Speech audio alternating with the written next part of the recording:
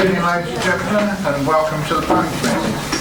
Item 1, minutes, to sign the minutes of the previous meeting.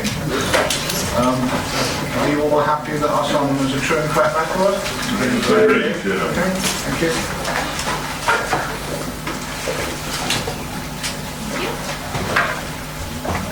Apologies for absence. Councillors Kevin Parker, Dave Smith, Deanna Eden and Barry Frenchman. Chairman, please. Councillor Osborne was indisposed, probably for the first item, but she will attend. Thank you. She's just received some bad news and she's taken a few minutes to get over it. Thank you, Chairman. Members' interests. Any disclosable interests? Councillor Randall? Yeah, thank you, Chairman. Just on DA 2015-0685, I was on discussions with that application, but obviously, I'm here with an open mind this evening. Thank you. Chairman, likewise, I've been in discussion with a number of people, and there are a number of people in the auditorium that I know well. Other than that, no. Okay, thank you. Councillor Robson? No more? Party whipping arrangements? No. So members of the public, that means political groups don't get together to decide how to vote beforehand. Everybody has an individual vote. So nothing is decided beforehand. There are no applications withdrawn or deferred or anything only delegated powers.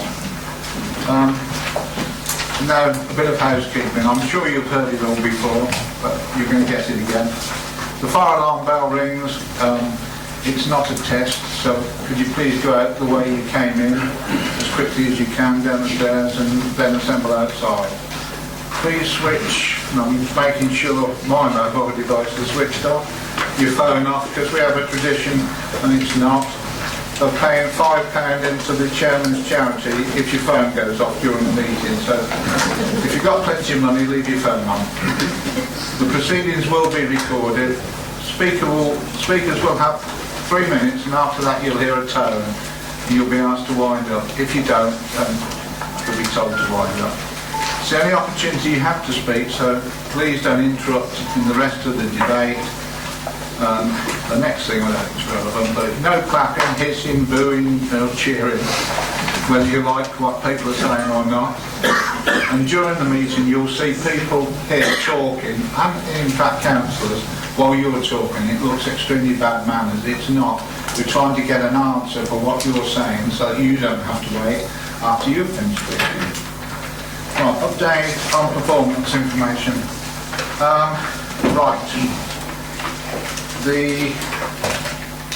We've now judged it over the 2 years because you've now been getting the percentage over 1 year. So 82% of majors over 2 years have been decided on time, and 6% of majors at appeal is still the same figure, so it's still good. And I'm to remind you about October's training day. For those that haven't said that, please, we need a few more people to attend it. So if you haven't said, please say so, or please come if you can.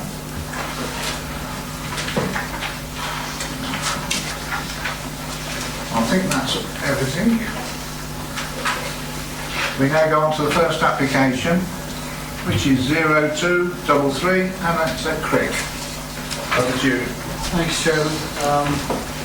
Applications and application for outline plan permission for residential development for up to 120 dwellings. I don't propose to go through the report in detail, Chairman, but suffice to say that I refer members to the late representations list, and you'll see that the statutory consultees, including the Environment Agency, Severn Trent and the Local Highway Authority, have not raised any objections to the application in terms of technical objections. Since the production of the late representations, I've received further communication from the local lead flood authority, Northamptonshire County Council, who advise that they are removing their objections set out in the report on the basis that the applicants have addressed their concerns sufficient to warrant removing their objection, subject to condition on surface water drainage. So it's a good starting point to say really to members that the application before you seeks to establish the principle of development with only the means of access onto Waterford Road being determined at this particular stage. As I've said, there's no technical objections to the application. However, as you'll see from the report, having regard to the various consultation replies, including the policy section of the District Council, our concerns relate to the principle of development, in particular having regard to the spatial strategy set out in the Joint Core Strategy, which seeks to focus development in Daventry, primarily Northampton, but then Daventry is a secondary growth area, and severely restrain it in rural areas. As you'll see from the report, we are advised that the rural allocation for housing need has been exceeded in terms of policy S3 and R1. Accordingly, that calls into play the latter half of policy R1, which sets the bar quite high. In our view, the proposal doesn't satisfy the requirements of that. That, together with the harm identified by the Heritage Advisory, including Heritage England, in terms of the loss of Vision Furrow, and the visual impact in terms of the impact on the loss of greenfield land, was a fairly prominent site, weighs against the proposal and weighs against the benefits that would be brought by the proposal in terms of additional market housing and affordable housing, and those contributions or obligations sought that might be sought under a Section 106 agreement. So in short terms, planning policy in this case outweighs the benefits of the proposal to the extent that we recommend the application for refusal, Chairman. Thank you. Thank you, Aaron. We have two speakers. First of all, Mr. Kane, who's against the application. Thank you, Mr. Chairman. My name is Robert Kay. Chairman, could people speak up more? It's very difficult to hear at the back. My name is Robert Kay. I live in Crick. I strongly object to this outline planning application, principally for the following reasons. The land is outside the village boundary. The plans appear to revolve around a single point of entry and exit, a cul-de-sac, exacerbating the feeling of an enclave. The land is ridge and furrow, and this development would result in harm to the form and character of the village on what is one of the main routes into and out of our historic village. Any house built upon this hillside will stand significantly above the nearest homes and be a dominant feature. Surface water runs off from these fields and has been a problem for years, which has not been rectified. This planned solution for a pond appears to ignore its effect on adjacent homes. Speeding continues to be a serious concern despite efforts to make this road safer. This proposal is to site an entrance and exit halfway up a blind-topped hill used by many commuters as a speedy shortcut. Despite Gladman's assertions, the school would find it impossible to expand. Turning to the GP surgery, we have Crick's current building programme of some 200 houses. Development in Kilsby and numerous houses in West Hutton. And when the Rugby Radio Master site commences with its first 200 or so houses later this year, our surgery will be expected to cope. On top of this comes Gladman's proposed development. And I know that the NHS is a statutory provider, but as the saying goes, GPs do not grow on trees. Crick has doubled in size over the recent past and is now far beyond what any reasonable use of the word limited development could mean. It is for all these reasons that this outline development application is seen as purely speculative and ill-considered, and as such should be rejected. Equally, there are the major issues relating to the pressures of development on the infrastructures identified in Crick and the surrounding villages, which demand that consideration be given to the development impact on local services and facilities before any further such developments are allowed. Thank you, Chairman. Thank you, sir. And Mr. Lowe, Parish Council, Crick Parish Council. Yeah, my name's Roger Lowe, I'm Chairman of Crick Parish Council. Firstly, the Parish Council are very pleased that the Planning Department is recommending refusal of this application, and they've put forward some very powerful arguments in our view, which we fully support, and we would urge the committee to accept their recommendations. And I'm not going to waste much time just reiterating the main reasons for objecting, and Robert has iterated quite a few. I'd first like to talk about the Crick Village Design Statement, which is safe policy. It's mentioned in some of the submissions, but not in the planner's considerations or reasons for refusal. We believe the Village Design Statement is of great importance in this respect, and it's the only piece of planning policy that actually refers specifically to this area of land.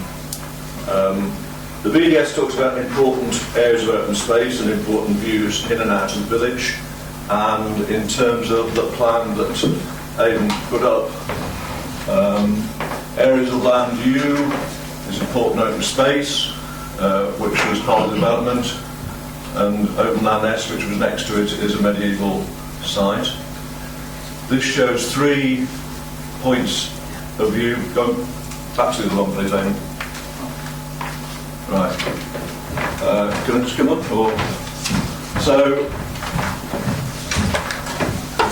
the development area is here, and here are 3 important viewpoints within the village. So what does the Village Design Statement, which is a planning policy, say about this? It says that these views and open areas should be preserved and enhanced in any development. And that's a very positive statement, and clearly this proposal is contrary to the Village Design Statement and the policies therein. We believe that's important enough to be included in the reasons for refusal. Particularly if this went to appeal, we think it's a very powerful argument. Second thing I want to talk about is social sustainability. We've already talked about the fact that Crick has almost doubled since the local plan was introduced, and that's hardly limited development.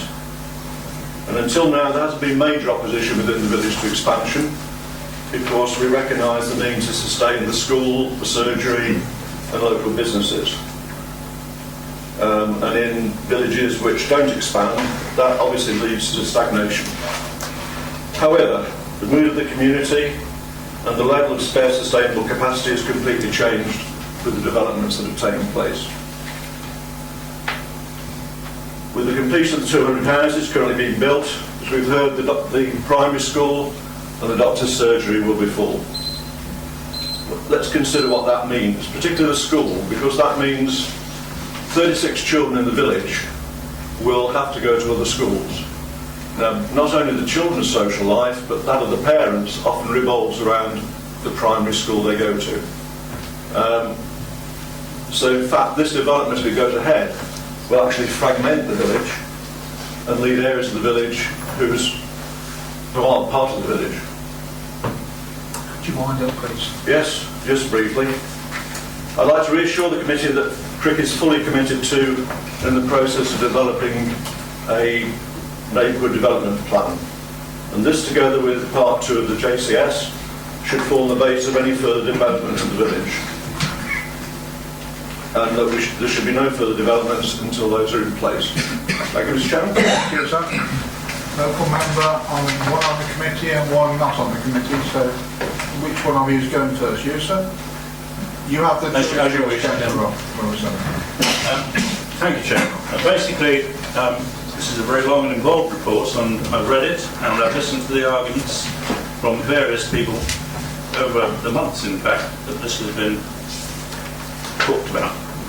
And on the whole, I do believe that our advice is quite correct. We should not allow this development to take place.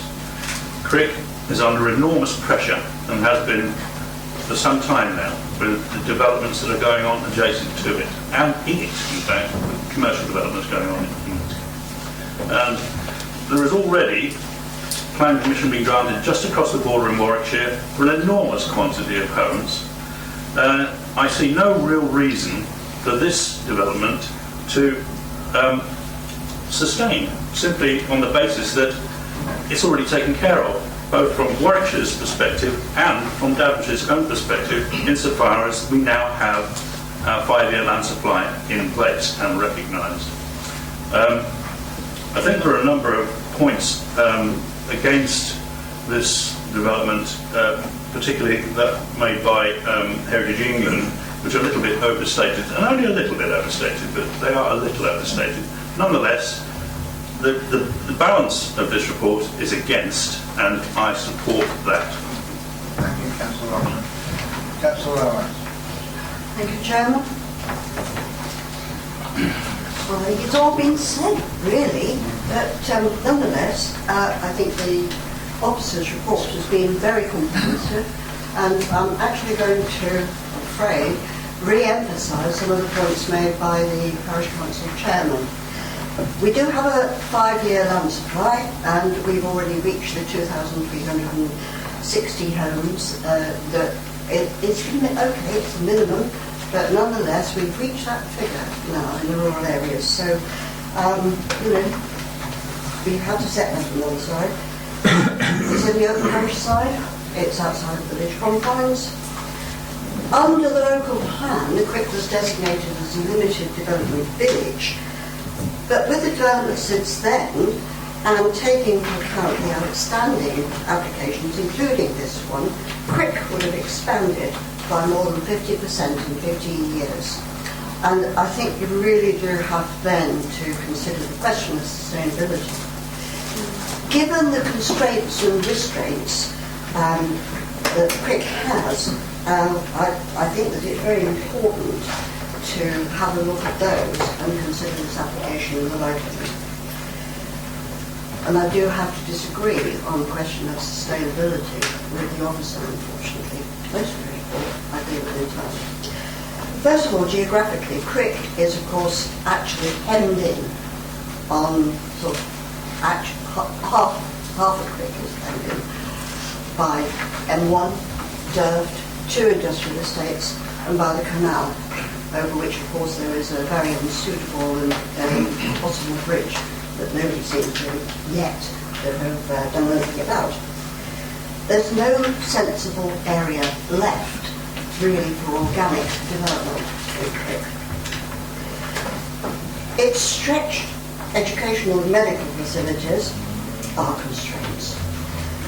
And the reluctance of the developer to think about the affordable housing and put in the amount of housing that would be required in this development is also, I think, a very important restraint. Putting money elsewhere to deal with the problems which the development produces in itself is no answer. And nor do I think it's sustainable development on those grounds.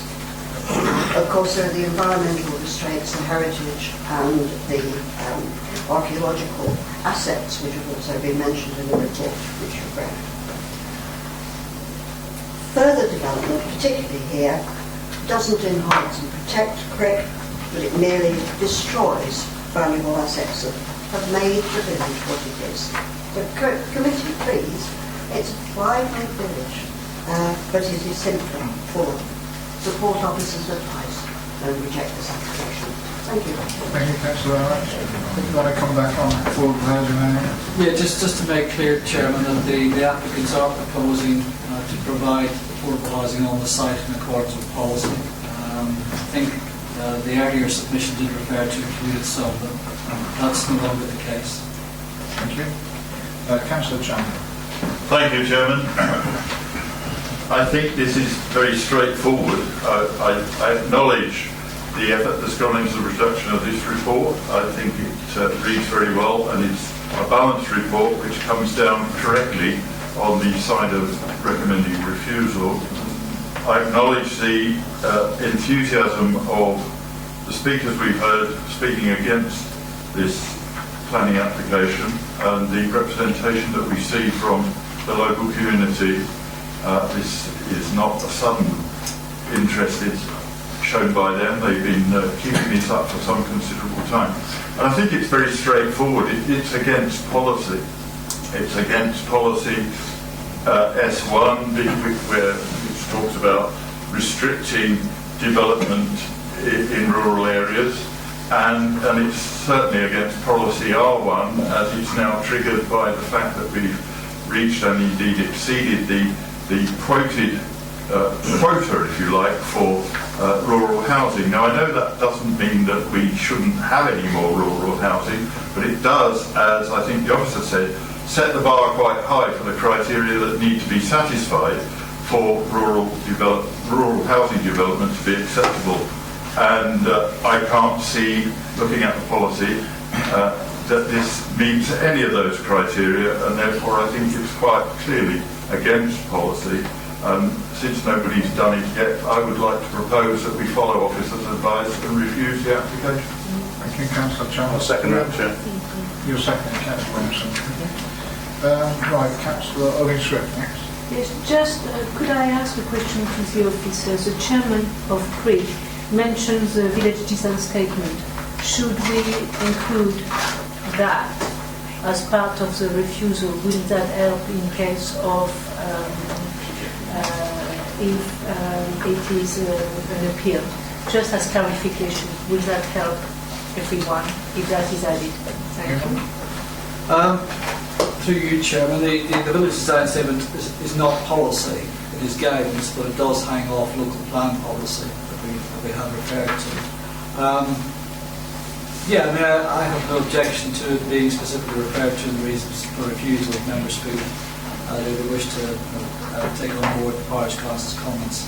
I mean, it's implicit, if not a direct result of preparing for any inquiry, that we would make reference to the village design statement, and in fact it's listed in the policies as evidence to support our views that that this is important to the form and character of the village, but it does no harm to specifically refer to it in the reasons for refusal of members feel that would strengthen their reasons. Thank you. So, proposer, are you happy to add that to your proposal? Yes, Chairman. Second, are you happy to? I suppose no objection. Okay. Next speaker is Councillor Barrett. Thank you, Chairman. I think I'd like to thank the officers in this case. What quite a copious report, very detailed, and personally I found it very helpful reading through what could have initially been a very complex matter and has simplified it for me no end. So first of all, I'd like to thank the officers for that. A lot of what I was going to say has been said already, and I won't ask the meeting's indulgence by listening to it all over again. But I would like to make one or two comments on the environmental aspects of this application, Chairman. I think something that has been mentioned in here is a view of the church and the ridge and furrow. Now, to me that is an entity that goes together, just like a castle and a moat would go together, or even a knife and fork. It's part of a set. And I think you can't take one away without devaluing the other. And so I think it's extremely important that we realise that is one big issue there, if you like. In fact, indeed, the Conservation Officer called it an exceptionally well-preserved example of ridge and furrow. Moving on to, I'm glad that the village design statement has been mentioned and brought into the open, because particularly my own village has a village design statement, and I do realise the value of it. It may be regarded by many people as secondary legislation, which indeed it is to an extent. Our officer's quite right there. But it's a document written by the people of the village, for the people of the village, and trying to work out this planning balance we're always trying to do. That holds great weight for me personally, and so I'm glad that's been brought to the fore again. I think we have indeed got strong reasons to refuse this application, Chairman. Thank you, Councillor Barrett. Councillor Carr. Thank you, Chair. I don't really want to reiterate what previous councillors have said, but I'd just like to make the point that it really is incredible that it's maintained its village status, really, because when you drive into Crick, you almost get this feeling that you're in the middle of nowhere, a lovely, splendid village, and yet, as you drive out of Crick, you find there's the M1, the railway, the A5, Durf. You know, it's incredible, Chair, that this building's been going around this week. So I think, I personally will be agreeing with officers' advice and saying that this is where you draw the line, really. The buck stops here. Thank you, Councillor Carr. Well, I have a proposal the application be refused, which has been seconded. All those in favour, please show.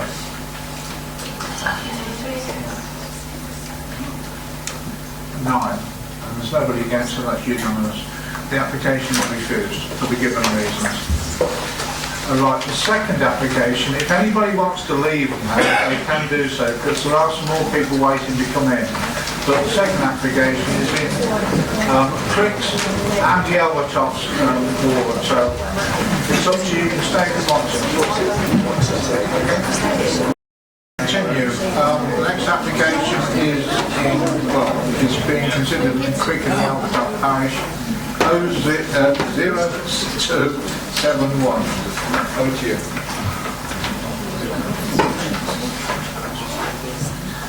Is it anywhere this side at all?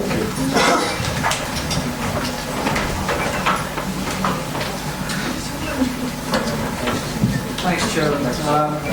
Again, I don't propose to go through the report in detail.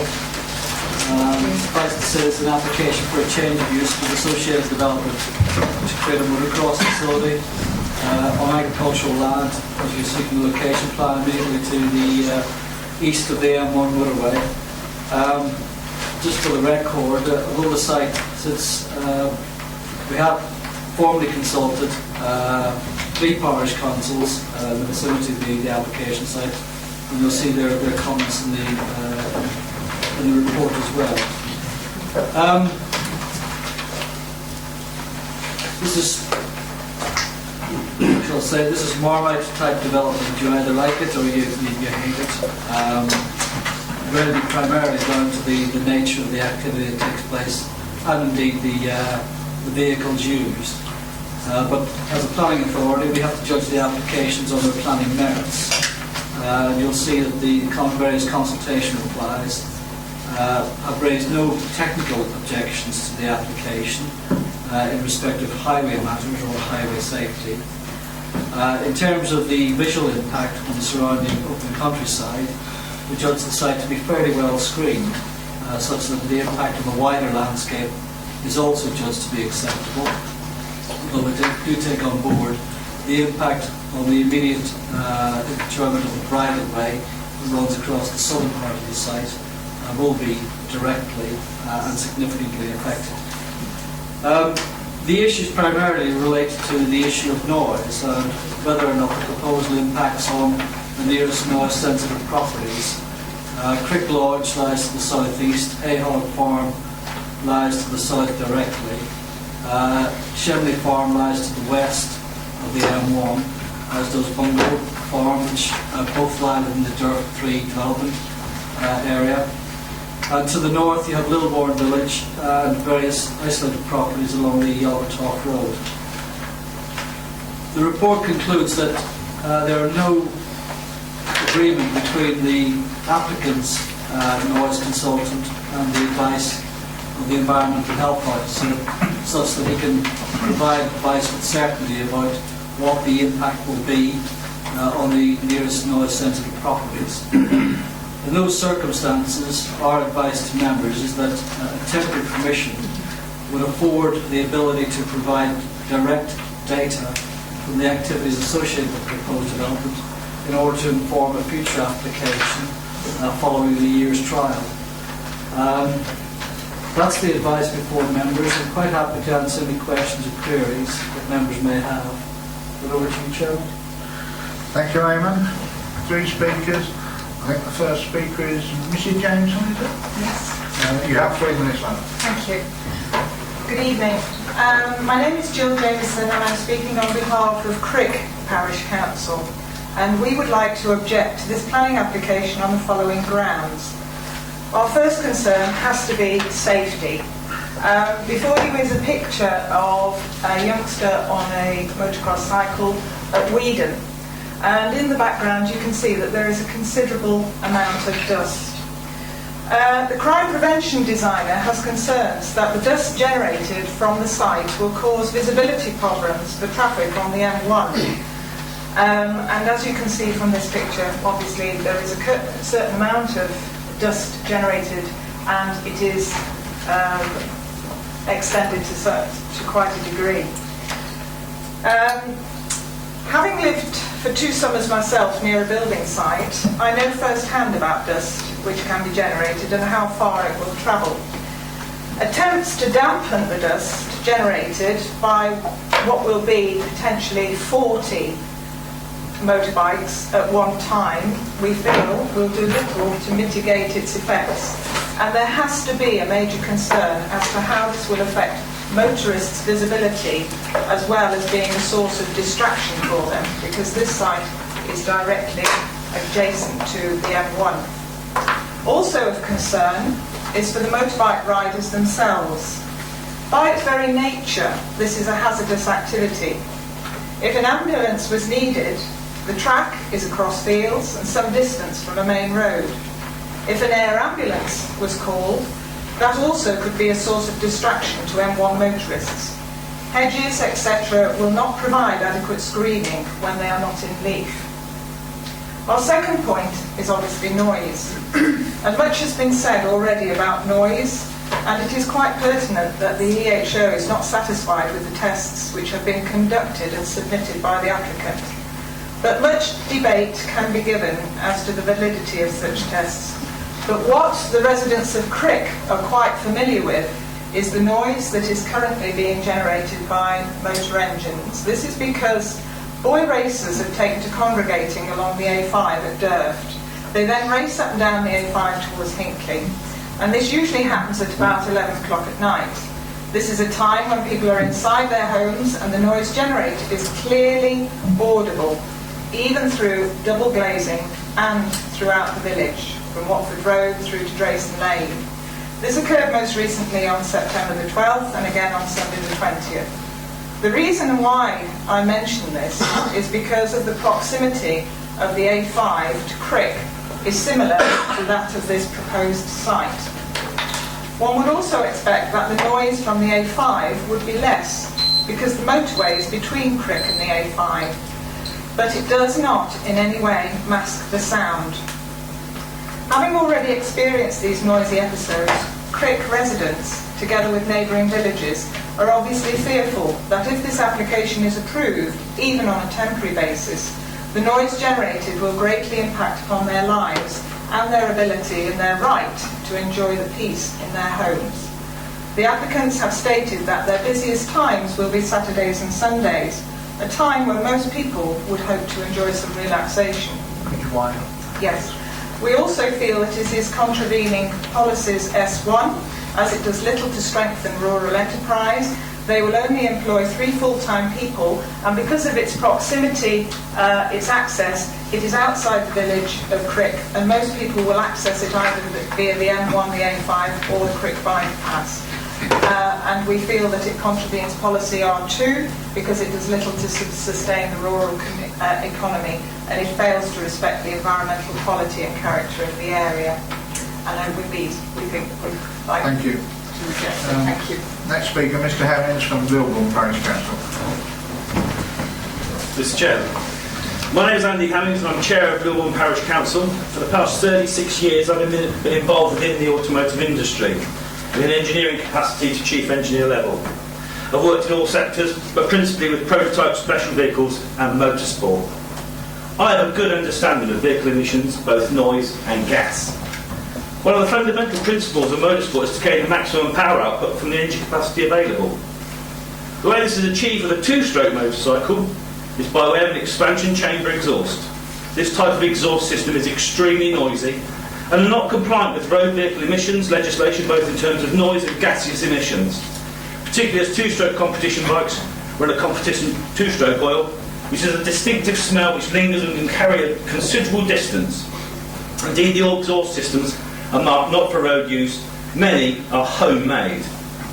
4-stroke engines to gain more power by the use of a free-flow exhaust. Again, these are usually marked not for road use, and therefore they are also very noisy. The test vehicle used in this application was a standard single 4-stroke motorcycle. Realistically, it's not representative of the real motorcycles that will potentially use this development.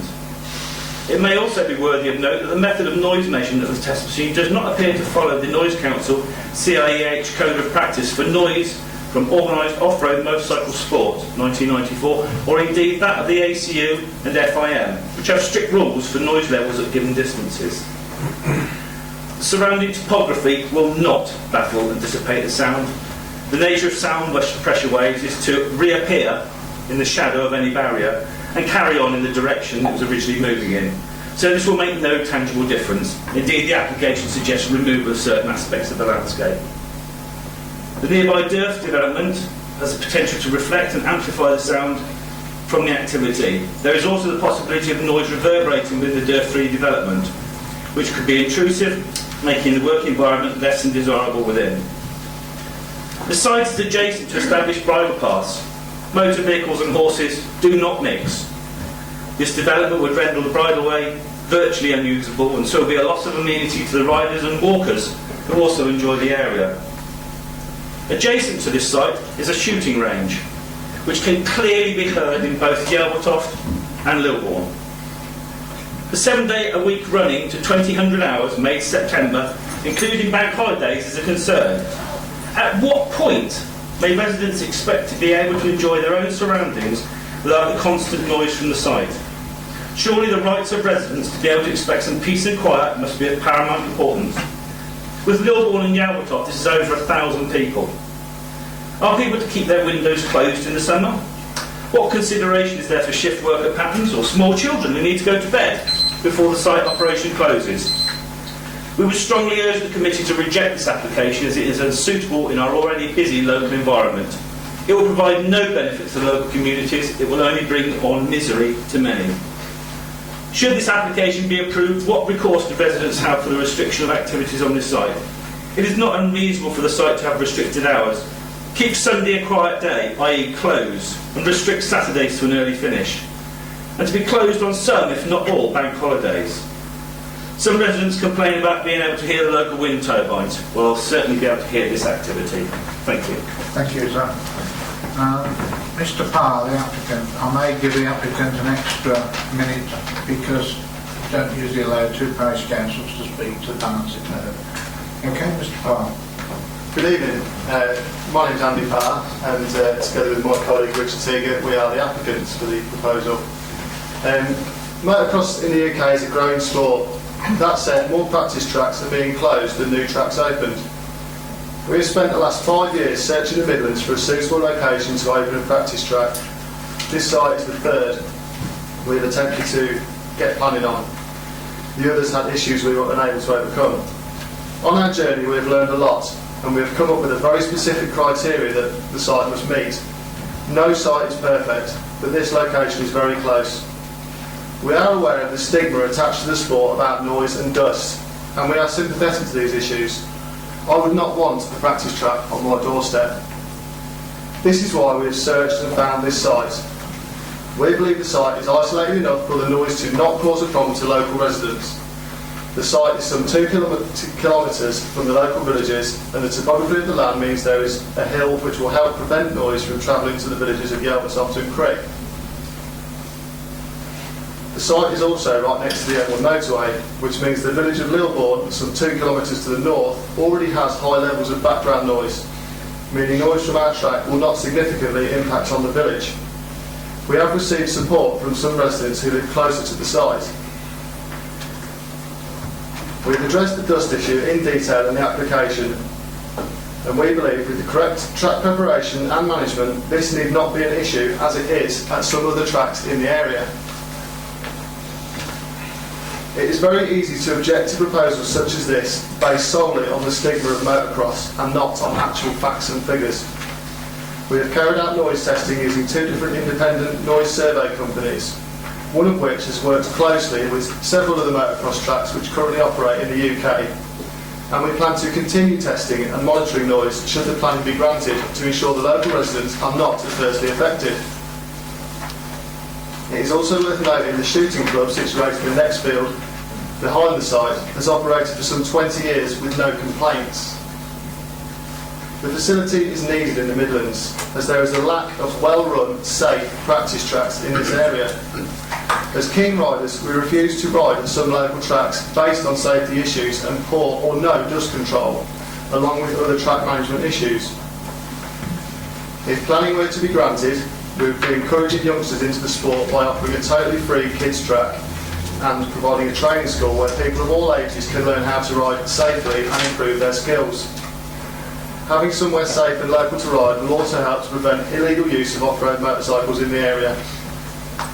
In summary, we believe we can provide a safe, well-run site where people can practice their passion and not cause a nuisance to people living nearby and other users of the footpaths and bridleways next to the site. Thank you. Thank you, sir. How's it in, we've got two parishes here, we've got two parish councillors that are in Geldertoft and Crick, so would you not? What is put into you, Alan? I'm sure you'll be putting it. Do you want to go first, Alan? I will, Chairman, solves the dilemma. An interesting application. I've studied it with a great deal of interest because I have a great deal of experience of this particular sport, although obviously not as a participant. Strangely, I have a licence that allows me to ride a motorcycle, but I find it difficult from a wheelchair.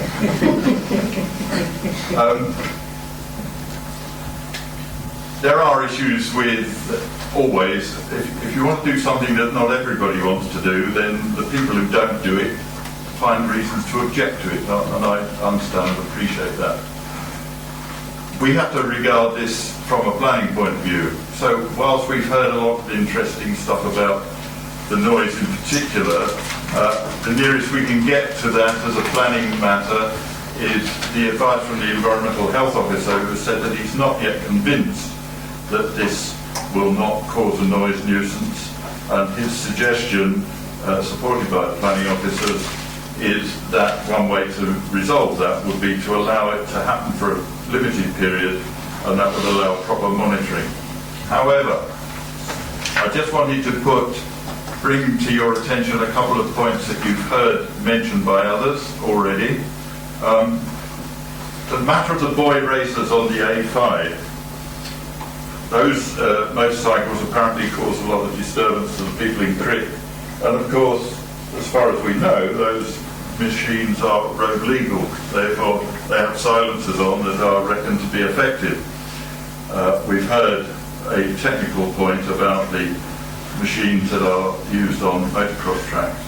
We also heard the applicant say that more tracks are being closed than are being opened, and it doesn't seem to have occurred to him that the reason for that is that people don't like them, and that's why they get closed for various reasons. However, I know, because I do my homework, that we do not have a strong case to refuse this application solely on the grounds of the potential for noise nuisance. However, I believe it's against policy.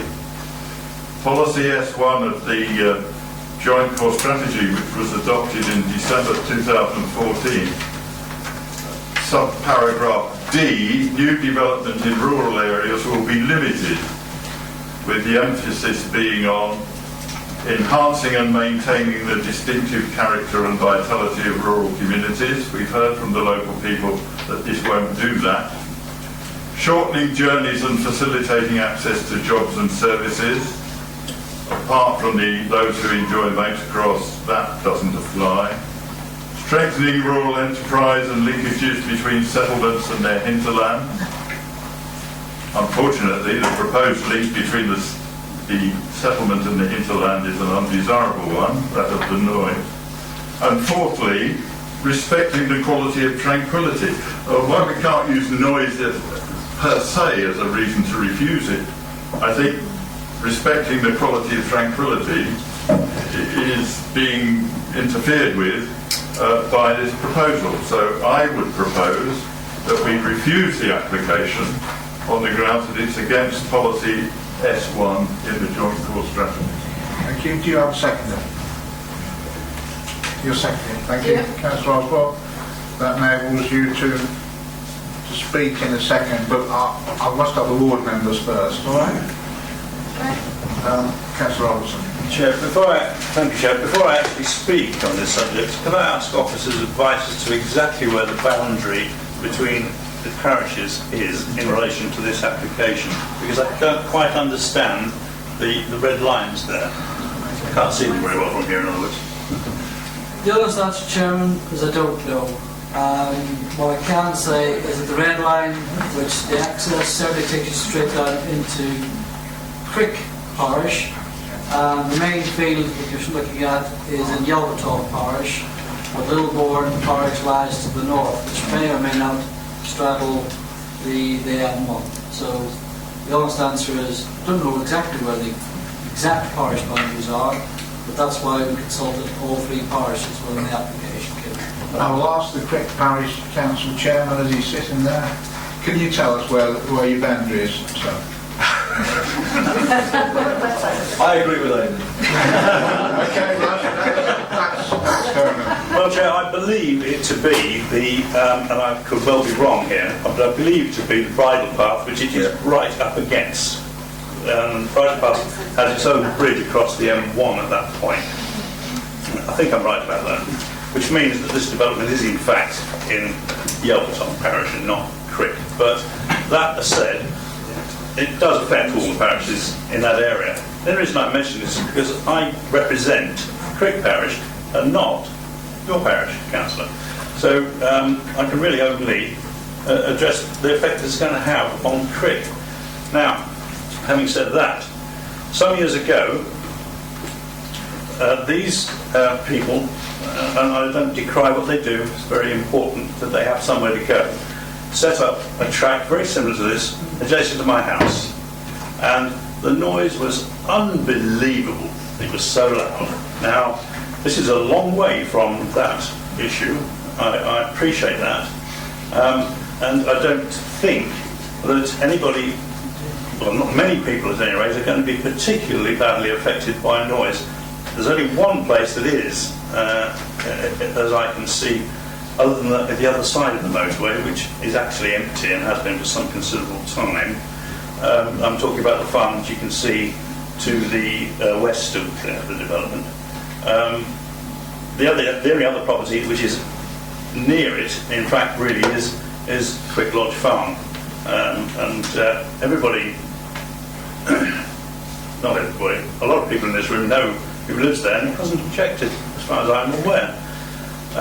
Having said all that, I still don't like it. Now, I'm afraid I'm going to be a little bit nimby about this, to be honest, because I'm biased by the fact that it was very close to my house the last time one of these things came up. This is a long way from anybody's house, and I'm afraid that I'm going to have to just listen to all my colleagues here before I make my mind up about it. Thank you, Councillor Robson. Councillor Amos, you wish to say anything? Yes, please. I thought you would, yeah. Thank you, Chairman. Obviously, there have already been cogent arguments by local people.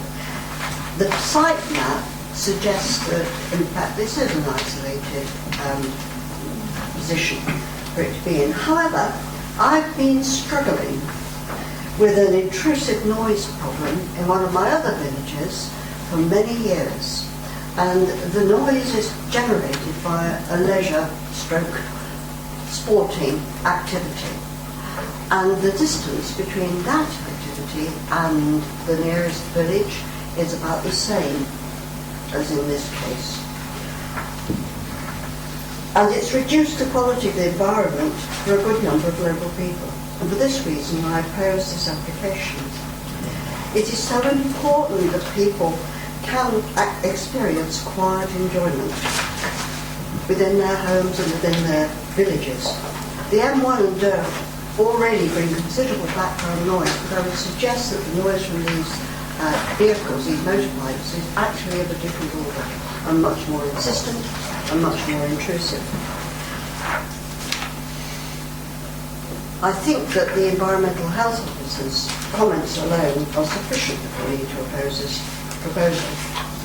Should you be minded to follow officer's advice and approve the application, it should be conditional upon it being a temporary permission only for 1 year, during which time regular and comprehensive monitoring should take place by the Environmental Health Department, so that we have an accurate picture of the impact of this facility. Thank you, Councillor Amos. Got three speakers, Councillor Irving Swift, Osborne and Paul. Councillor Irving Swift. She was before you, I'm afraid. I did second the... Oh, you did? I did second I'm it. sorry, actually, you jumped the position. Thank you. Sorry. You're just like your father, you are, Can Councillor. I say something? Yeah, I know, I've been told. As some people know here, I'm a total petrol head. I own a drag racing car, and I actually drag race and have done for years. So I know about noise. Maybe it's on a car, but I do know a bit about it. My car has a legal exhaust on it. My garage is at the end of my garden, and when my car starts up, the houses around shake.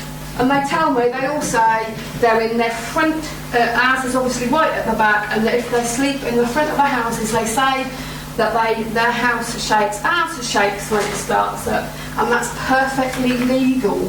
That is perfectly legal.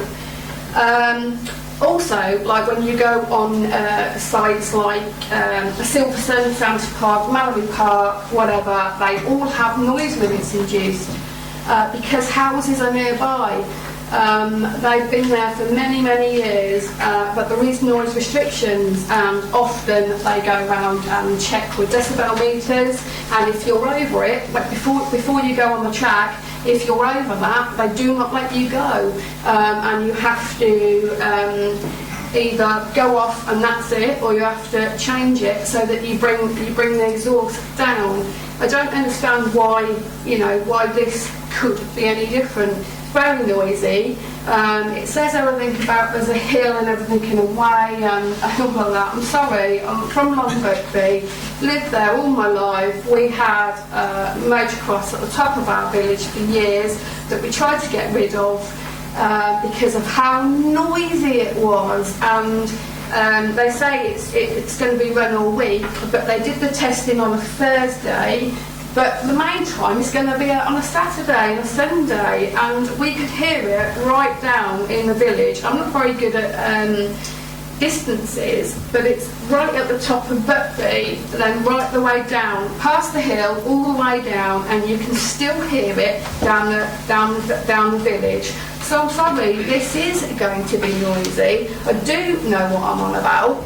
As the gentleman behind says, and they say that they were checking 4-stroke. Usually 4-stroke are not as noisy as 2-stroke. So I'm not against them, because like I say, I do like a drag race, but I need somewhere to go. But this isn't the right place to do it. This is, the smell as well. The gentleman behind said about this 2-stroke. I'm a bit strange. I personally do like it myself. But normal people don't. So, forget that one. But yeah, I totally agree with everything that Councillor Chartler said, and obviously I second it. But this really, I do understand, and I do feel sorry for them. I do feel sorry for the two lads that are trying to start, trying to do all this and everything. I really do. But you said that this is did you say this is your third place, or you've already looked at 3 places? This is, this obviously shows that, they're not right. You have to look around, and they said that this is near enough perfect. It might be to you, it's certainly not to the people around there. And as for the buffering, it's not going to help in any way, shape or form. When I race at the weekends at Santa Pod, there's people in the surrounding villages that can hear it for miles, and that's drag racing, which are a lot louder than those. So, I'm really sorry, but, I really do think that this application should be refused. If it goes through, then it really is going to upset both villages, and they will hear it, and it will be loud. Thank you, Councillor Osborne, and thanks for admitting you're not normal.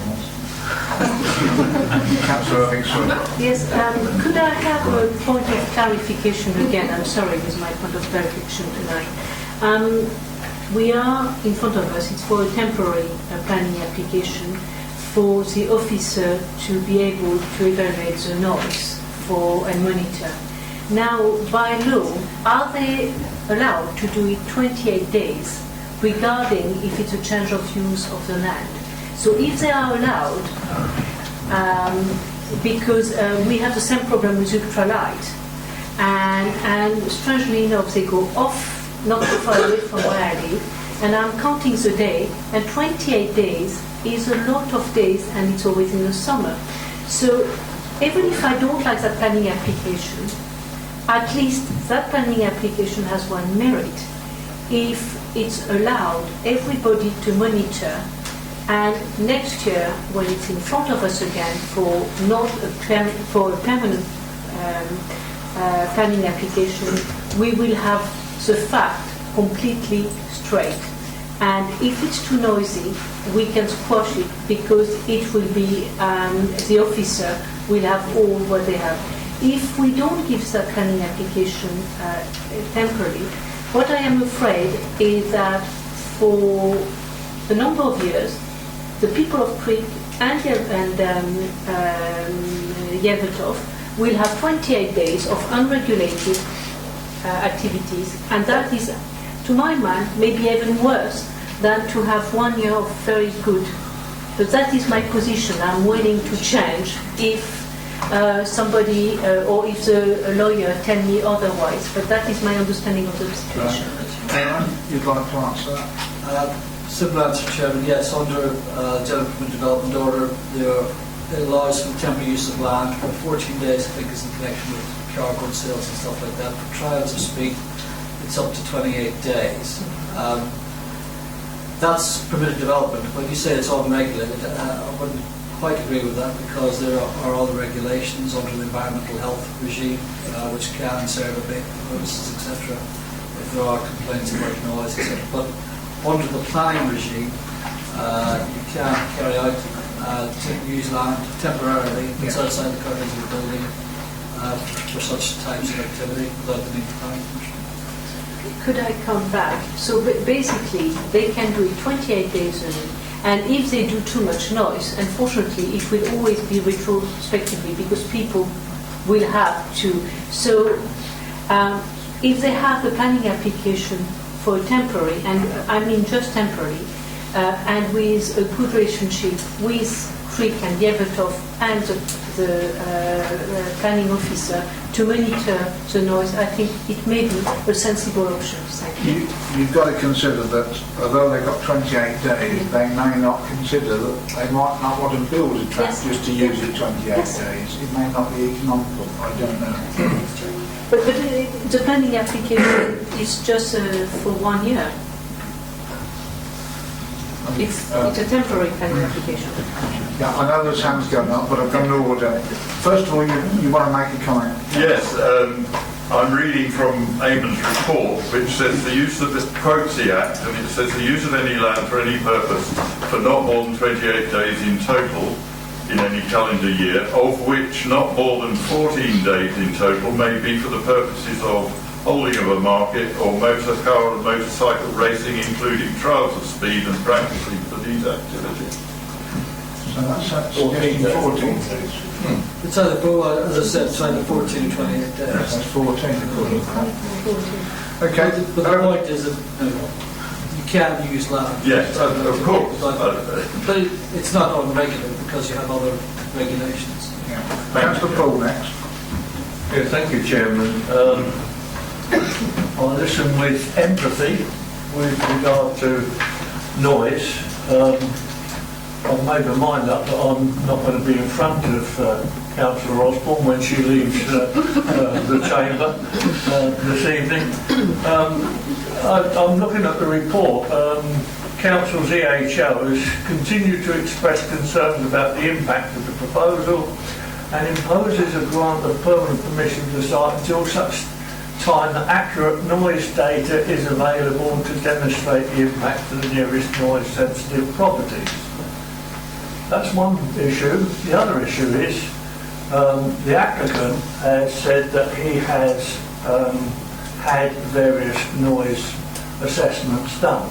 I don't see any evidence within the papers that cover noise. Yes, I will accept that, perhaps there hasn't been something, but I can't honestly hang my hat on noise, and perhaps our legal representative can can, clarify. I can't hang my hat on noise because, as far as I can see within the papers, and I too am a bit of a petrol head, and also like air shows and do understand noise, but there's nothing in the papers referring to noise. It is an assumption that it's going to be noisy. There was a mention of dust.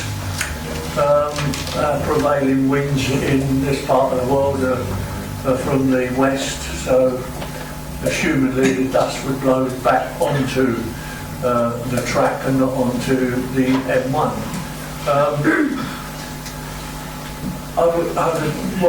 I'm thinking, Chairman, that if members are minded to refuse or to go against officer advice, perhaps it may be better that the application is not appropriate not appropriate development in open countryside. That's in fact what the proposal is.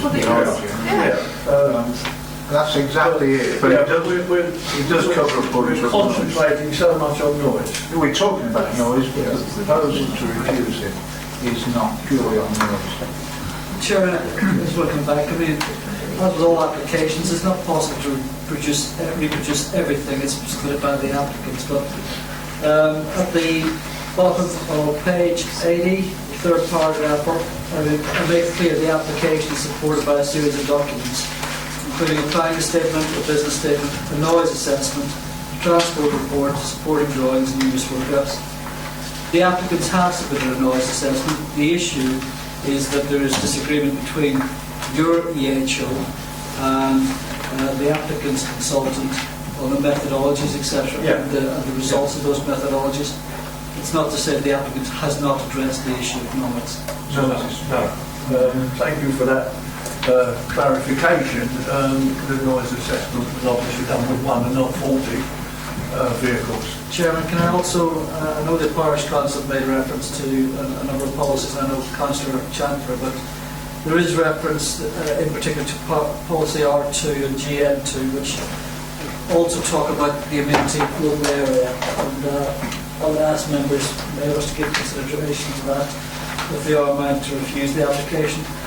Policy R2 of the Joint Core Strategy is rural economy, and it, quote, proposals which sustain and enhance the rural economy by creating or safeguarding jobs and businesses will be supported where they are of an appropriate scale for their location, respect the environmental quality and character of the rural area, and protect the best and most versatile agricultural land.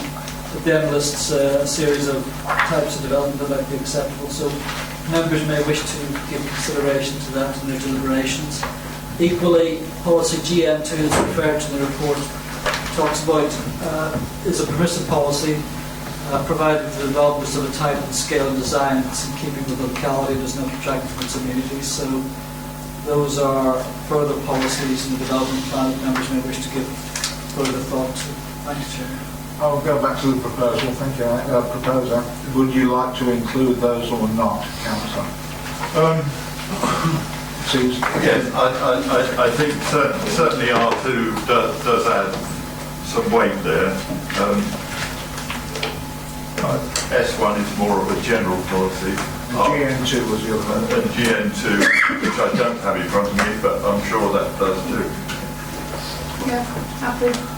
Right, and you are happy as a seconder. Okay. Right, going back to the list, it's Councillor Patchett. Right, thank you, Chairman. I came to this committee tonight very undecided on this application, and having listened to what others have said, it seems to me that it's the management of the site for the first year which is going to be on the onus of the applicant to make it work, because if they don't do the right thing, then they're obviously not going to get permission from then on. And I think we should support anybody who wants to have a rural or start a rural business. And the guys have obviously had problems before in finding a site, and it's really it's in the middle of the field. I mean, whether the sounds will carry, I don't know, but I mean the effects of having evergreen hedges and sound bunding, we've come across this problem before in preventing noise, and they do work. There's a site similar to this on the A45 near Coventry Airport, and I've been by there many times when the guys have been going around down the banks on motorcycles, and you don't get the dust blowing across the road, and yes, it is noisy, but whether the noise will carry to the villages, it needs to be tested, I think. I also have a motorist cruise site in my own ward on the Badby Hills. I get the odd noise complaint, but generally the guy that runs that, he does all right with it. So I think we should give these guys a chance to see if they can run the site properly. Sure.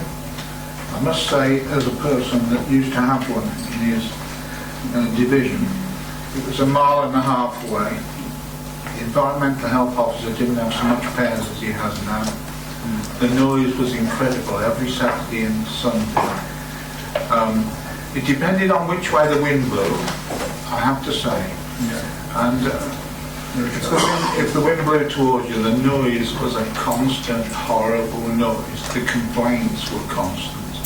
It took nearly 10 years to close it down because the person operating the site, okay, the powers weren't so strong as they are now. The person operating the site just wouldn't listen. He had to get a court in the end. He had to listen then. There were meters in everybody's houses that were anywhere near it, but the noise was horrific. I'm just saying what it was like in my own parish with one next to it. And I'm saying 1.5 miles away, and you couldn't sit in your garden. Right. I don't think we've got any more. Councillor Osborne, last comment? Yeah. And then I'm going back to officers. Yeah, I just want to say a few things again. Councillor Paul said it's an assumption that it's going to be noisy. It's not an assumption. If you say that like you like your cars and you're a bit of a petrol head, then you know that they're not quiet. They're not quiet. If you get 40 of them or whatever, I mean, and even if we do like let it go ahead. This is a year, and you say that like we can. Councillor Irving Swift said that like we could have obviously it's going to be monitored. It's not going to be monitored all the time, is it? It's only going to be monitored when somebody's there monitoring it. So I'm not against these things. Like I say, I do it myself. I race myself, but this. I don't really think that you understand how loud this is going to be. It says in there 96 decibels or so somewhere for on a Thursday afternoon. 96 decibels is slightly loud, and that wasn't for, that was on a Thursday afternoon. That's not on a Saturday or a Sunday. Now 96 decibels is going to travel terribly anyway. If this does go ahead, which obviously I hope, I'd like to vote, I'm going to vote the other way, but definitely should be a noise restriction put on it straight away, because you've got to remember what we're here for. We're here for like representing people and to listen to people. The last application, we sat there and said that we listen to the local people and we listen to their views and what they think. Well, you're listening to them. They've spoken. They've said. We've had a gentleman behind us that knows exactly what he's going on about. And we should be listening to it. The gentleman, even the lads that's actually going to run it, he actually started it off by saying that he wouldn't want it near him in the first place, but they would try and put measures in place. So what more needs to be said? And Councillor Patchett, you turned around and said it's in the middle of a field. Sorry, I don't even know where else it's supposed to go apart from the middle of the field. Just because it's in the middle of the field, it don't mean you can't hear it. It's not as if it's right in the middle of the countryside. It's right on the edge, and you'll see it. You'll hear it. I'm just saying. I know I've been going on about it a lot, and that's because I know what I'm on about when it comes to noise of vehicles and you know. There you go. Thank you, Councillor Osborne. Councillor Randall. Yeah, thank you, Chairman. I'm really struggling with this one because obviously we have got a track just outside of Daventry, and I've never had anybody complain to me about noise from there. There is one up on Babley Hill. I've never heard nobody's ever complained about noise from that from me either. We did used to have a 4x4 track up the back of Fords that now sometimes people do take their little bikes up. That you occasionally hear, but I also hear all the forklift trucks beeping when the wind's blowing the other way or if it's a still night. And we've also passed housing applications right next to an industrial estate where it's 24-hour operation, and those businesses have expressed concern that they will be disturbing residents. So, you know, so to me, the noise issue is a real one. My concern is the fact that listening, that they could still put this track and do so many days without it, you know, as they wished. So I'm toying with the idea, is it better to have it monitored, or do we take the risk and they go ahead? It can still be monitored even though it's been used on very few days. Yeah, so they can, so whether we agree or not, they can still go ahead and do that. But it can still be monitored. Yeah, but they can still go ahead and do that even if we refuse. That's what I'm saying. Councillor Ovingsley? Yes, I just took exception of what Councillor Osborne said, that we have no idea of the noise. I do have idea of the noise. My husband was the CEO for Bonvel, which does motor racing, and for 5 years I was at the starting point of Silverstone. So I know the noise and I hate noise, but for me today in front of us, I am debating, is it better to monitor for 1 year or to let them for 14 days, because 14 days in the summer to run that, it will always be after the complaint will arrive after. So have something that is monitored properly, and after a year we can assess the situation a bit better. That's all. I think it would be for the people of Yelvertoft and of Creek. It might be a better solution. For one, we have the chance of giving a temporary planning application, and I think it sounds sensible. It's not very often we can do that, and in this case we can do it. Thank you. Thank you. Councillor Rissy, sorry, Councillor Campbell. Thank you, Chair. Just quickly coming back, I am concerned about the noise and the pollution, the dust, and I do pass on the A45 at Coventry and by Baggington where there's a motocross site there, and I mean, the dust is terrible Sunday, especially on a Saturday. When I get home, I feel as if I've been round the court on the car, you know, it's coming dust. But it's not every weekend, you know, it's very limited. But one of the points I am concerned, if we are minded to approve it, is for 12 months or so many days, it could easily be sort of doctored to keep the noise down, you know, so when it comes, the other question was, will he automatically come back to planning in 12 months' time? Or, you know, if they get no disturbances or anything from the environment, then it'll just get passed by. That's one of my concerns. But if it does come back to planning, I'm sure, you know, they have the ways and means perhaps of keeping the noise down and limit it, you know, to falsify the figures really. That's my big concern, having a temporary order. Thank you. I'm going to take one more speakers, then get some comments from officers, then go to the vote. I think we've gone long enough on that today. Right, you promised me a very short comment, Councillor Paul. Quick comment is that yes, we do listen to people, but provided they are planning reasons, then we can act upon it. We do have a policy about our rural economy, and I think we have a duty. But I'm having listened to all the debate. I'm now leaning towards the officer advice that it's a temporary matter. You yourself, Chairman, have said that the environmental health officers have far greater powers today than they did 5 years ago, and even greater powers than they did 10 years ago. So, and having been at a hearing recently, environmental health produced exceptional evidence for us to adjudicate on that matter. So I think I'm minded to go with officer approval. Thank you, Councillor Paul. Officer, do you want to make any comments before we go to the vote? Yeah, I'll only say that the application as submitted is an application for a permanent facility. The recommendation by officers, given the consultation replies we've had, including those of the environmental health officer, is to grant a temporary permission. The applicant can appeal that if they're not happy with it being restricted to temporary, as can they appeal against any conditions that we impose. Suffice it to say, it's in their interest to produce the information and data to prove that the development doesn't impact adversely on noise-sensitive properties.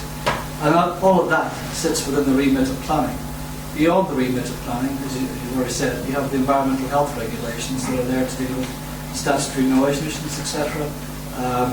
Because something is audible doesn't necessarily mean it's a statutory noise nuisance. But I'll leave it to members to judge. Thank you, Chairman. First of all, I'd like to reassure members that there's no, I wouldn't be at all concerned about doctoring, noise monitoring or falsifying figures, because our environmental health team would use bona fide equipment to do independent monitoring. So there's no need to be concerned about any of that. It's not whether you hear noise, it's actually whether it's at a nuisance level. So that's another thing to bear in mind. If this application was granted permanent permission or temporary permission or approved on appeal, there is environmental health and antisocial behaviour legislation that can be applied where appropriate. So just because it's permitted does not mean it can continue and cause nuisance. The other thing that I think it might be useful to come back on, there was mention of racing at Derft. I'm very well aware of that through community safety. It has been dealt with through the joint working of 3 police forces, because that's something of a regional thing that's been arranged. And I know 3 police forces and our community safety partnerships have acted to prevent some of those events. But it's not, the ones I'm aware of weren't motorbike racing, they're car racing. Okay, we have a proposal the application be refused, which has been seconded for the given reasons. Those in favour, please show. 1, 2, 3, 4. Those against? 1, 2, 3, 4. The application is refused for the given reasons.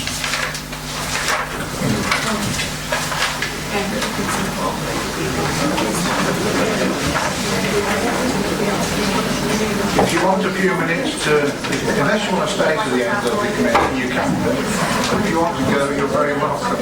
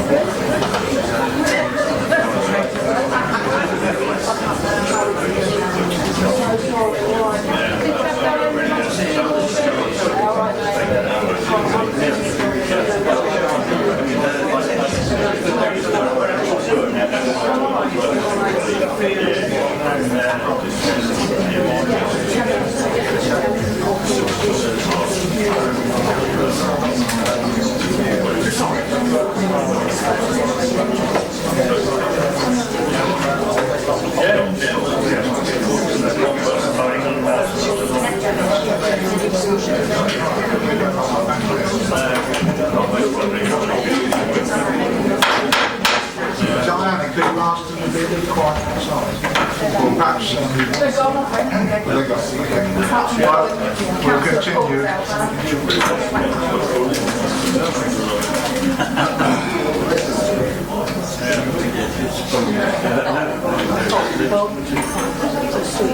Yeah.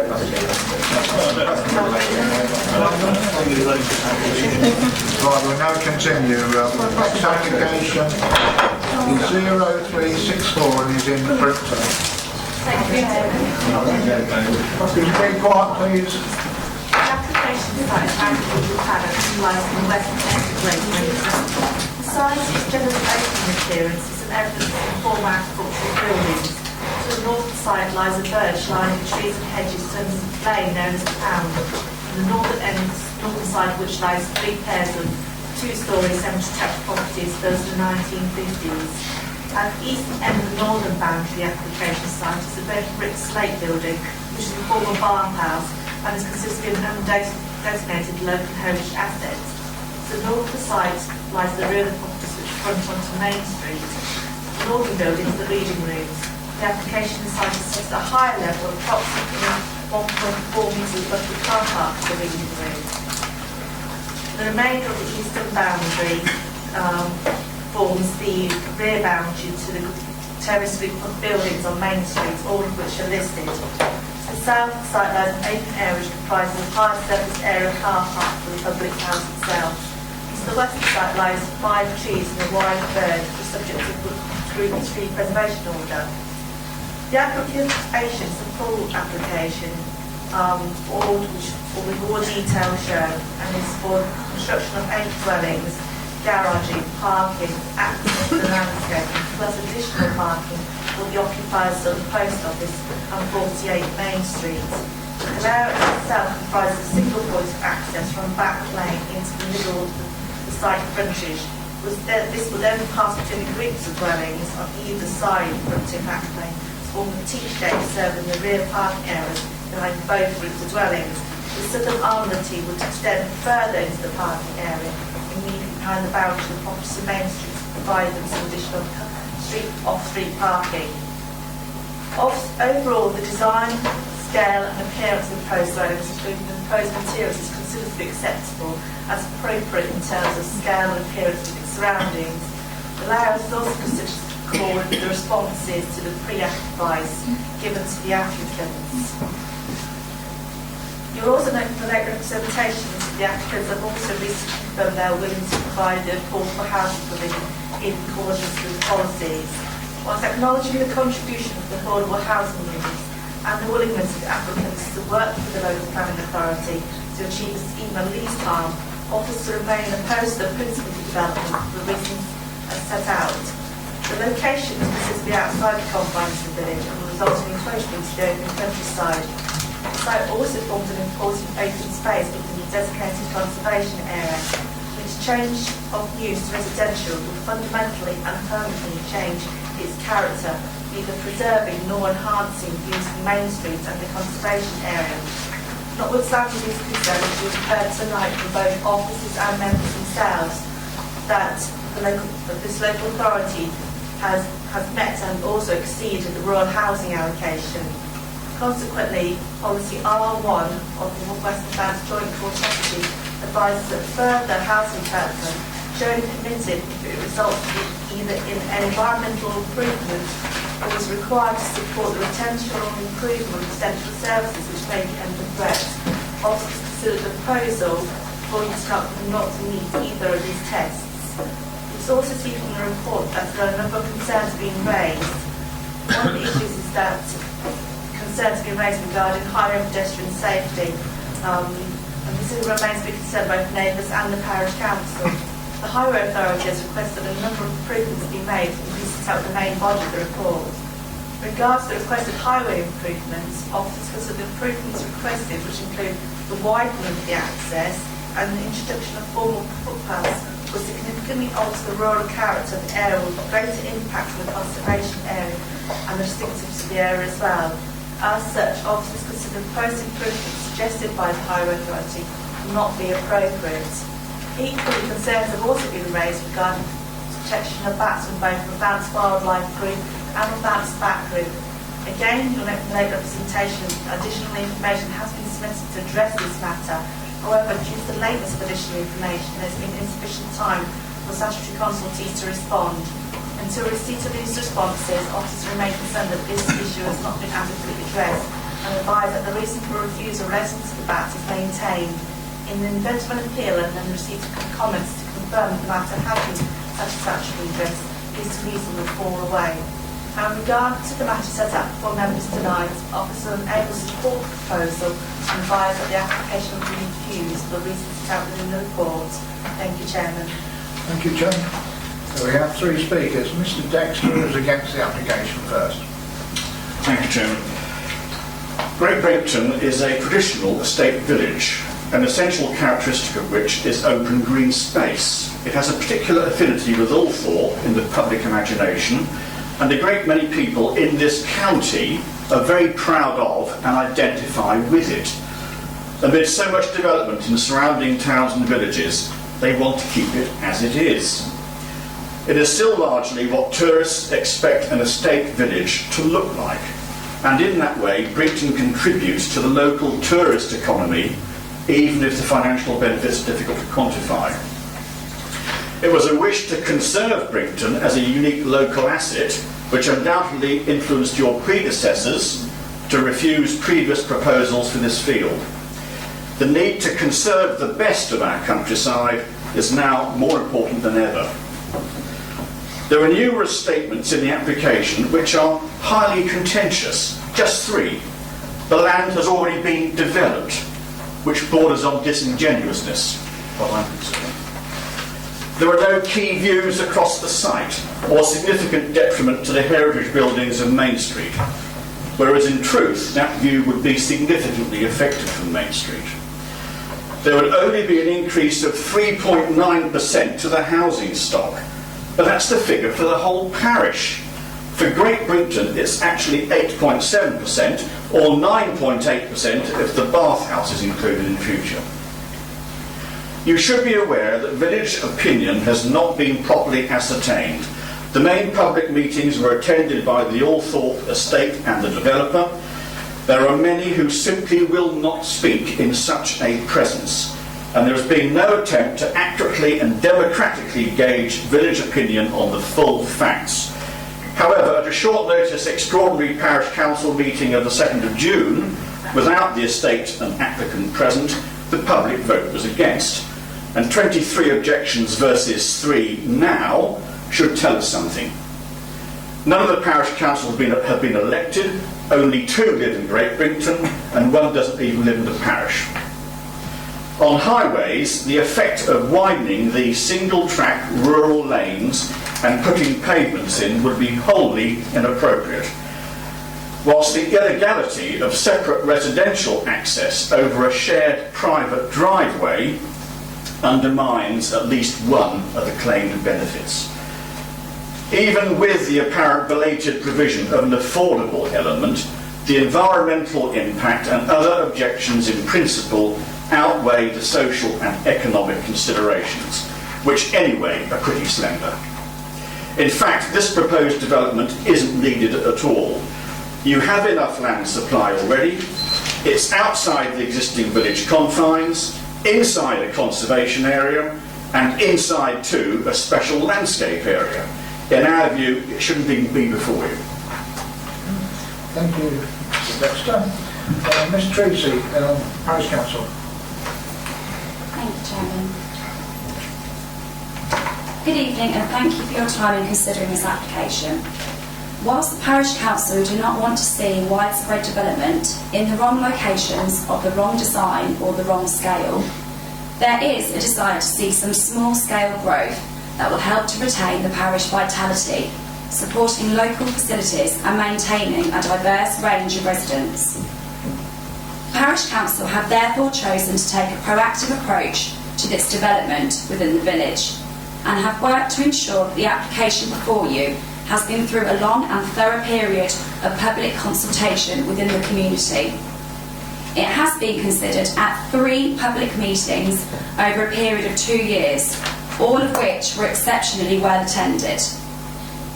The site, which lies at the heart of the village, adjoining the post office, Fox and Hounds Public House, reading rooms and existing residential properties, is currently empty, having had buildings on it in the past, as old maps show. It does not have a positive contribution socially, economically or visually to the village, and is widely recognised as the most suitable location for a small-scale scheme. As a result of these public meetings, the proposal has been significantly altered by the developer to address the primary concern of residents being: number one, the size of each dwelling. The community wished to see a larger number of smaller houses opposed to a few very large dwellings. Number two, the layout and design of the scheme, which needed to be sympathetic to nearby existing properties and reflect the character of the village. And number three, the inclusion of some affordable housing to provide opportunities for younger people with village connections. You will therefore see that the submission addresses all of these community issues. It proposes 7 3-bedroom dwellings and only a single 4-bedroom property to provide smaller, high-quality homes. The layout and design have been amended to ensure that there is a smooth transition from old to new, and the integration with the existing built environment is achieved, enhanced by the planned footpath link provided at the request of the community. The Council's policy on affordable housing will also ensure that the criteria is met. Without this village consultation, a far less inclusive application could have been submitted, proposing 3 or 4 large executive homes not meeting any of these items above. It is therefore sad that such a positively planned scheme with a strong community input is not being favourably considered by the planning department. It leads to question what has happened to localism. There is concern that the officer's report misrepresents the consultee response of the parish council. At the extraordinary meeting, the public vote found 5 individuals in objection and 5 in support. There was 1 abstention. All 6 members of the parish council representing the views of the wider community were also in support of the scheme, resulting in 5 objections and 11 in support. Could you wind up, please? A number of residents raised concerns, including ensuring boundary features are retained, highways concerns and affordable housing, all of which formed part of our response, but can be overcome by condition. Just to finish off, the large public engagement prior to submission ensured that many residents were fully in support of the proposal, their concerns having been addressed prior to submission, borne out by a negligible number of objections received. The parish council, representing the views of the majority of residents, is therefore fully supportive of this proposal, which meets the community's desire to provide a small-scale, well-planned and designed development in the right location. Thank you very much for your time. Thank you. Mr. Power is the applicant. Sorry, I beg your pardon. I do have the right name here. Mr. Johnson. I do apologise. Thank you and good evening, members. My name is Paul Johnson from Francis Jackson Homes, joint applicant for this application. The application proposals presented this evening have been in development for well over 3 years. Over this time, through approximately half a dozen iterations, we've been mindful of the key constraints and landscape character elements we've been told are important to and valued by the local community, and adapted our proposals to address them, exactly as localism told us we should. Through ongoing iterative meetings and presentations, we have fed back and genuinely evolved the scheme to the one for 8 houses that is presented to you today. This takes on board as far as possible the comments, feedback and aspirations of the majority of the local community. We are therefore extremely disappointed by the recommendation of your officers to refuse the application. It's claimed the site lies outside the village confines. The site is bounded on 3 sides by existing residential development, the old bathhouse to the immediate north and the village cricket field to the west. It does not extend into genuine open countryside either visually or functionally. We therefore struggle to see how the site is deemed to be outside the village confines. As no map exists to objectively confirm this, the view of officers is of course a matter of judgment. However, the elected representatives of the parish support our view that the site is clearly part of the village. It is also claimed the site is important open land on the basis that it is within the conservation area. We fully accept the land is within said area, but this is not intended as a blanket restriction. We have in many instances built within conservation areas. Critically, however, the land is not identified in any statutory, non-statutory or other document as important open space. There is no conservation area appraisal to support this, nor any development plan or other document to provide a reference to this. This is a conservation area requiring high quality development, not a preservation area seeking to prevent anything happening at all. The land previously had extensive buildings on it. There are no key views across all three. It has no public use, benefit or access, and as such it is hard to justify what is deemed important about it. Secondly, the council state they have met their rural housing targets, and the proposed development would undermine the regeneration of Daventry town. I'm afraid we fail to see how 8 houses that the local community have indicated they support could undermine this strategy. Equally, the housing figures alluded to are not targets or maximums, but as various appeal inspectors have noted, they are minimums. As we consider the site falls within the village, such development would in any event fall within the windfall allowance of 89 dwellings per year, which the council are already allowing for. Therefore, we feel this reason for refusal has no basis of support. Finally, our ecologist confirms that the bat flight path identified by the Northants factory is totally unaffected by the development, given the lack of firm evidence to support the counter view, and in the absence of any development on said flight path, no demonstrable harm will arise. Localism was about passing power and decision-making back to communities who want to see things proactively happen. We have worked closely with the community's elected representatives and wider community on this basis. It is very disappointing to find that there are some areas which your officers disagree with and who they are saying no about on their behalf. Members, please support localism and approve this modest, well-designed and highly sensitive scheme. Thank you. Thank you, sir. Thanks for keeping spot on time as well. There's no local member here, so Councillor Osborne. I just want to make a point. I've just read the late representations. I just want to say, because there is some members of the public here, and obviously members are here, and whether they've read it or not, I just want to clarify this. Well, I want to clarify it. There's no clarification needed by officers. But it says at the bottom, I've copied in Chris Heaton-Harris MP as our local Member of Parliament, as I believe it's important he is aware of the concerns of Brington Parish Council as to whether due process has been followed by DDC and the lack of consideration given to the views of the Parish Council as representatives of the community. I can guarantee you that our officers at DDC follow the exact process that they are supposed to. If they didn't, it would be picked up straight away. And I don't want anyone to think that this does not happen, because, you know, our officers do a fantastic job. And we've all seen as members tonight some of the things they've put together for us tonight in front of us, which takes a lot of time, a lot of detail and a lot of work. And it's just a shame that this comment has been made. So I just want to make members aware that obviously this is down, just in case you haven't written it, and obviously as members of the public this would never ever happen at all, and I can guarantee that it's always follow the correct process. Thank you.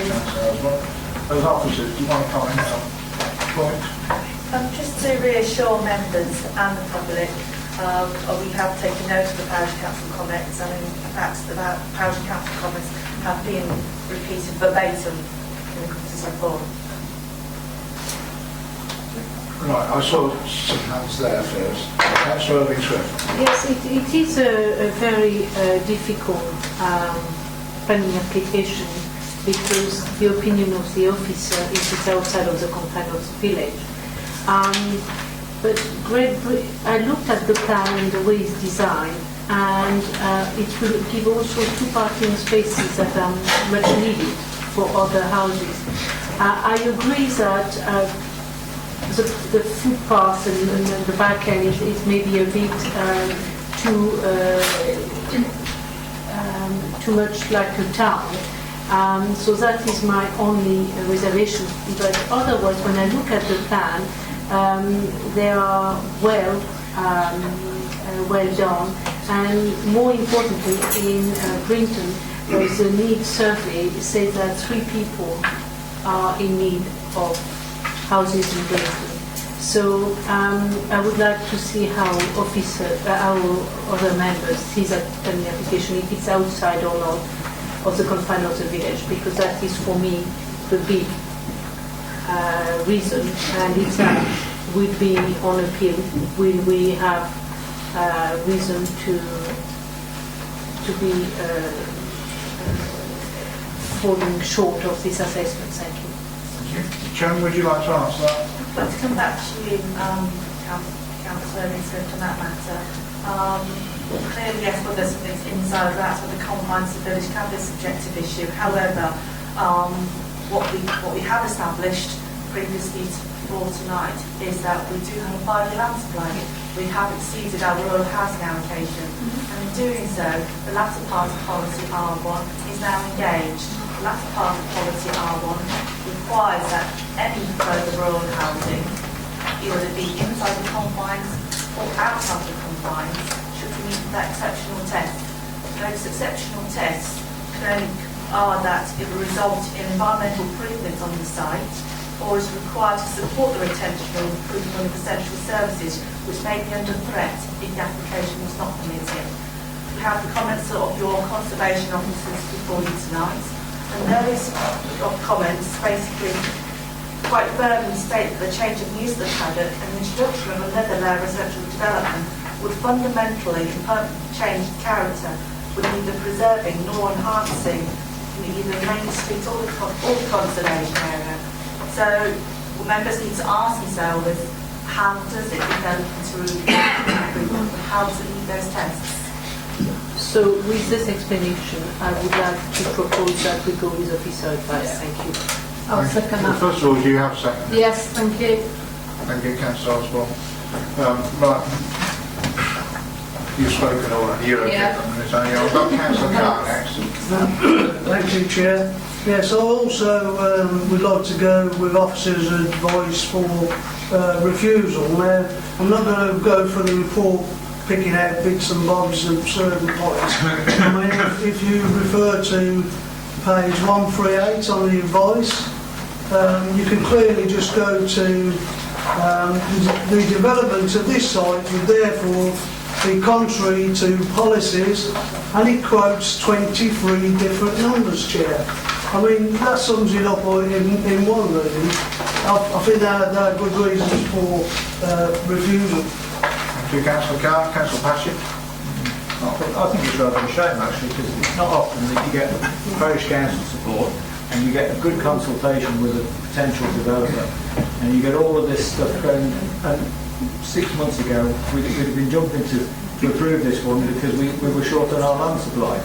And I think that more little sites like that, rather than these big 120 houses that we had earlier on this evening, is a much better way of evolving villages rather than having, as I say, these big sites.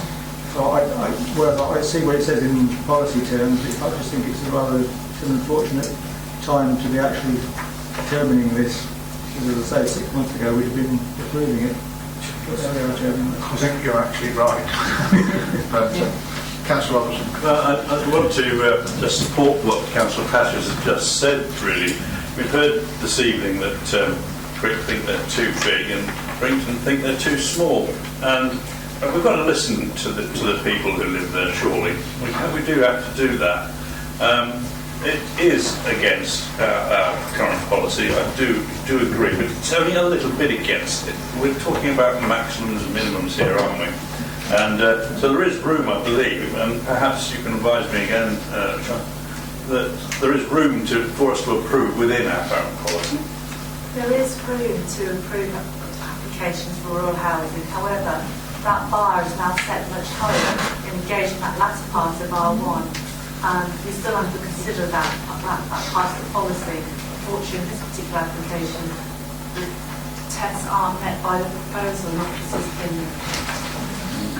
Councillor Paul next, then Councillor Barrett. Thank you, Chairman. Now, hold on a second. Can I just briefly comment on Councillor Robertson's point? There is a danger with this sort of little bit non-compliant with policy. It's a bit like being a little bit pregnant. It really doesn't work, either in planning or gynecology. You do have to remember that this is in a conservation area, and if it is in a conservation area, the test is, which is a statutory test, it must either preserve or enhance the conservation area. As yet, I haven't heard anything that's telling me that it's doing either of those. Thank you. Councillor Paul, sorry to interrupt you. No, that's okay, Chairman. Yes, I would congratulate the Parish Council. I mean, they put a great deal of effort in, and colleagues have already said that very unusual that villages want to extend. But you've heard our legal eagle come down on the side of right. And as a committee, we can only deal with right and proper decisions. We are not governed by sentiment, we are governed by planning law. Within the late representations, my colleague Councillor Osborne has referred to the last paragraph. I would refer to the third from last paragraph. That your position on this application has been determined prior to the application being submitted. I totally, 100% disagree. We are a committee. We are not 12 just men and true, but 12 experienced councillors. We listen to debate. We listen to advice from officers. We have a code of conduct. But moreover, we have to follow planning law, planning guidance and planning policy. I will agree with officers' advice, Chairman. I must say, because I'm Crimpton's County Councillor, and I do go to some their parish meetings, and I think their annoyance was the fact that recently they've had a large house in Brington. Yes. They wanted it not to be demolished and a new house put in, and that went against local wishes. Yep. The second one was a parking space driven through a hedge in Brington again, and they spoke very passionately about it. That went against their advice. So I think in the background, they are a small, efficient parish council. And they have been working with the developer. I'm not going to comment on the rights or wrongs of it, and rightly or wrongly, they've been working with the developer. Okay, and there's a recommendation for refusal, but that's the background of their comments. They feel that they're making the comments and it's not going the locals' way. That is the background of it. I make that purely as a comment with the county councillor's hat on, not the district councillor's hat on. Can I ask one quick question? With regards to the housing land supply, it's recalculated every April time, isn't it? Autumn, I think. Quarterly. Yeah, through you, Chairman, we're doing quarterly updates now. Well, it's recalculated in April, and presumably then we'll have a target. I don't want to really use that word as opposed to the rural area again for the following year. And I mean, this would be the type of application that would be quite nice to have in next year. Well, am I right in saying that? Possibly. You can be right, you can be wrong. You know, does a chicken lay eggs, or does the egg come before the chicken, or whatever? Okay, Councillor, let's get to the vote now. We've got a proposal that... If I might clarify through you, Chairman, if I can clarify Councillor Patrick's point. At the moment, not only do we meet the 5-year land supply and exceed the rural allocation, we do so for the entire planned period. And we're not projecting that that will change. It will take something very, very dramatic for that to change. 2029, yes. Right, we have a proposal, the application be refused as per officer's advice. All those in favour, please show. That's unanimous then. The application is refused.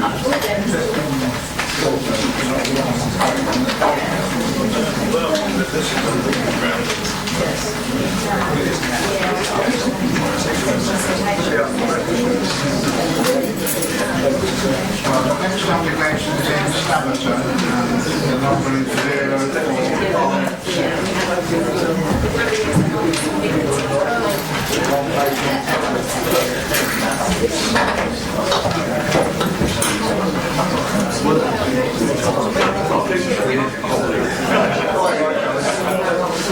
If you could leave quietly, I'll be very, very grateful.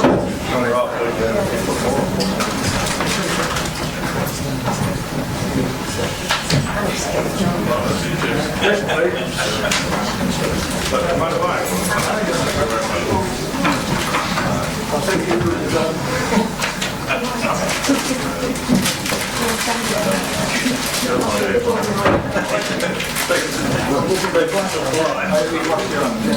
okay, officers, we're over at 7 now. Thanks, Chairman. Members may recall this application was considered by Planning Committee in July. When members resolved to defer the application for a redesign. The application has been subject to discussions between the Conservation Officer and who referred to the comments of the Conservation Officer in the legal representations, in which he expresses his view that the proposal has overcome previous concerns, and the proposal does address those concerns and accordingly is just to be acceptable.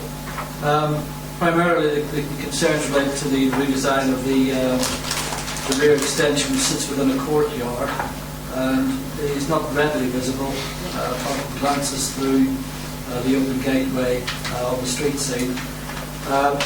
And basically the proposal now replaces the extensive area of glazing with glazing that's broken up by the existing pillars to replicate the appearance of an open-fronted barn, as you can currently see a glimpse on that particular photograph. Officers advised previously was to approve the application. Given the redesigned proposal, we consider that that's taken on board the concerns of Planning Committee, but I'm sure you will be the judge of that. And we are recommending the application be approved, Chairman. Thank you, Ian. We have two speakers, Mr Gibson, who's against the application. Good evening. I'll be brief. The essential bone of contention is the glass corridor running along the side of the connecting link building. It is a wall of glass allowing the inside of that part of the house to be seen by anybody on the outside. Such a structure may be an elegant solution in another setting, a sunny Spanish village, but it simply does not fit comfortably into a conservation area of rural England. There is no attempt to use traditional materials or structures. It is disliked by your conservation officer and by the parish council. There have been no less than 3 opportunities to modify the planning application, but none have been taken to make any change relating to this glass corridor. A final point, such a building will for sure cause a light pollution problem, especially for the immediate neighbourhood. Thank you. Thank you, sir. Next speaker is Mrs Ashton, who is the applicant. Thank you, I'm here. Sorry? Thank you, Mr Chairman. Yes, good evening. I'm Rosalind Aston, and with my husband Robin Aston, we are the owner-occupiers of the stables. As you rightly said, at the Planning Committee meeting on the 22nd of July, the members endorsed the view of the Parish Council that the structure linking the existing barn and outbuilding should be more traditional. We thank you that you allowed us to defer the application so that appropriate amendments could be made. The revised design, which has both the support of the planning and conservation officers, involves the construction of bull-nose piers which will mirror those currently supporting the cart shed, and this will provide continuity. The total amount of glazing in the link has been significantly reduced from 99 square metres to 49 square metres in order to address the concerns of light pollution raised by our neighbour Mr Gibson at the previous Planning Committee meeting. The roof of the link is no longer glazed. This means that all the light from the link will now be directed into the courtyard in just the same way that the light from our house is directed into the courtyard. Although Mr Gibson will be able to look across Manor Road from what we believe is his dining room window and see a small part of the link building, the distance involved is over 30 yards. Mr Gibson already experiences light from the windows of surrounding properties, including 11 windows of the stables which face his house. Many of these windows are much nearer to his house than 30 yards, so the amount of additional light he experienced would be minimal. I take this opportunity to remind the committee that we are not demolishing existing buildings and replacing them with a new structure. Whilst the cart shed has to be dismantled in order to make it safe, it will be completely rebuilt. The only new structure is the link, and this does not increase the overall floor area as its construction is offset by the removal of a lean-to structure at the back of the main barn, and this actually results in a reduction of 1 square metre. Secondly, the Parish Council has never opposed our application in principle, but rather has only objected to the design of the link. We believe that the amendments we are now proposing will fully satisfy their objections, as well as those voiced by members of this committee. The link is now a traditional design with much less glass and will blend in well with adjacent barn and cart shed, as well as the surrounding buildings. The committee's approval of our application will result in the following. Together with the barn, outbuildings, which some members of the committee found unattractive, as we do, and which might otherwise collapse and disappear forever, will be converted into a house which is highly suitable for the elderly, being single-storey. By moving into the new property, it will allow Robin and myself to continue living in Staverton amongst the many friends we've made over the last 16 years. And our current house will then become available with potential as a spacious family home and garden. So I accordingly ask the committee to approve this planning application. Thank you. Local member, Councillor Patchett. Thank you, Chairman. Yeah, a few points really. Staverton actually needs single-storey properties.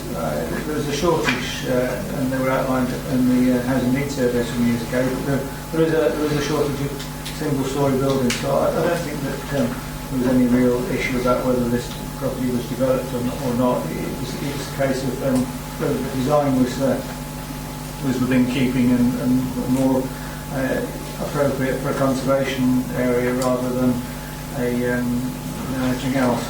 The previous speaker did sort of point out that this Staverton is a conservation area, not a preservation area. So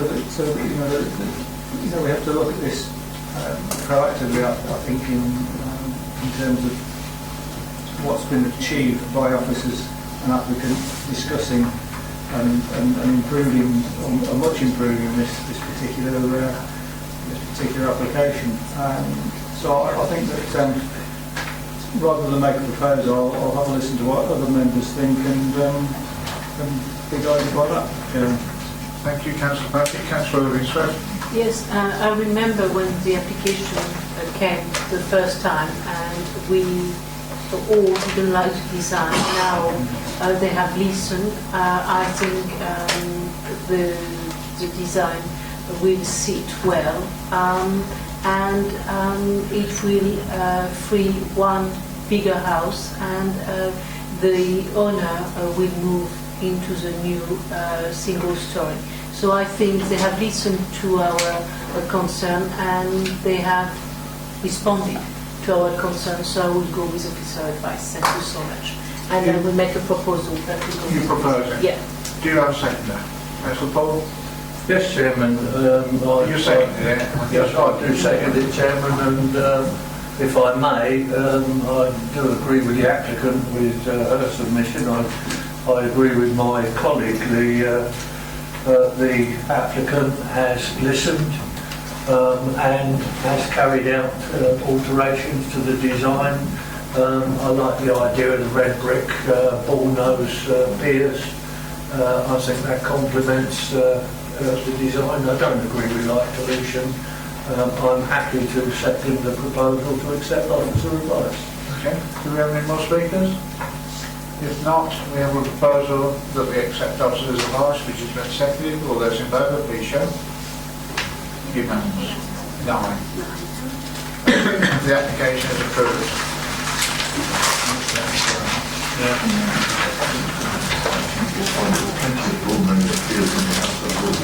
Right, the next application is in Gillsborough, and the number is 0493. Thank you, Chairman. The site has an area of 1.3 hectares. It's located in the southwest of West Hampton Road. It's a 4 rectangle with frontage to the height of about 125 metres. The site presently forms an agricultural land and is part of the larger villa itself. The application outline all matters reserved other than access and proposes construction of 28 dwellings, including 11 affordable properties. I also recognise there are no technical impediments to the application, and the concerns from the lead local authority have now been withdrawn. However, the site is still considered to be outside the confines of the village. In regards to the definition of the confines set out in the subtext of policy HS22, the proposal would not be supported.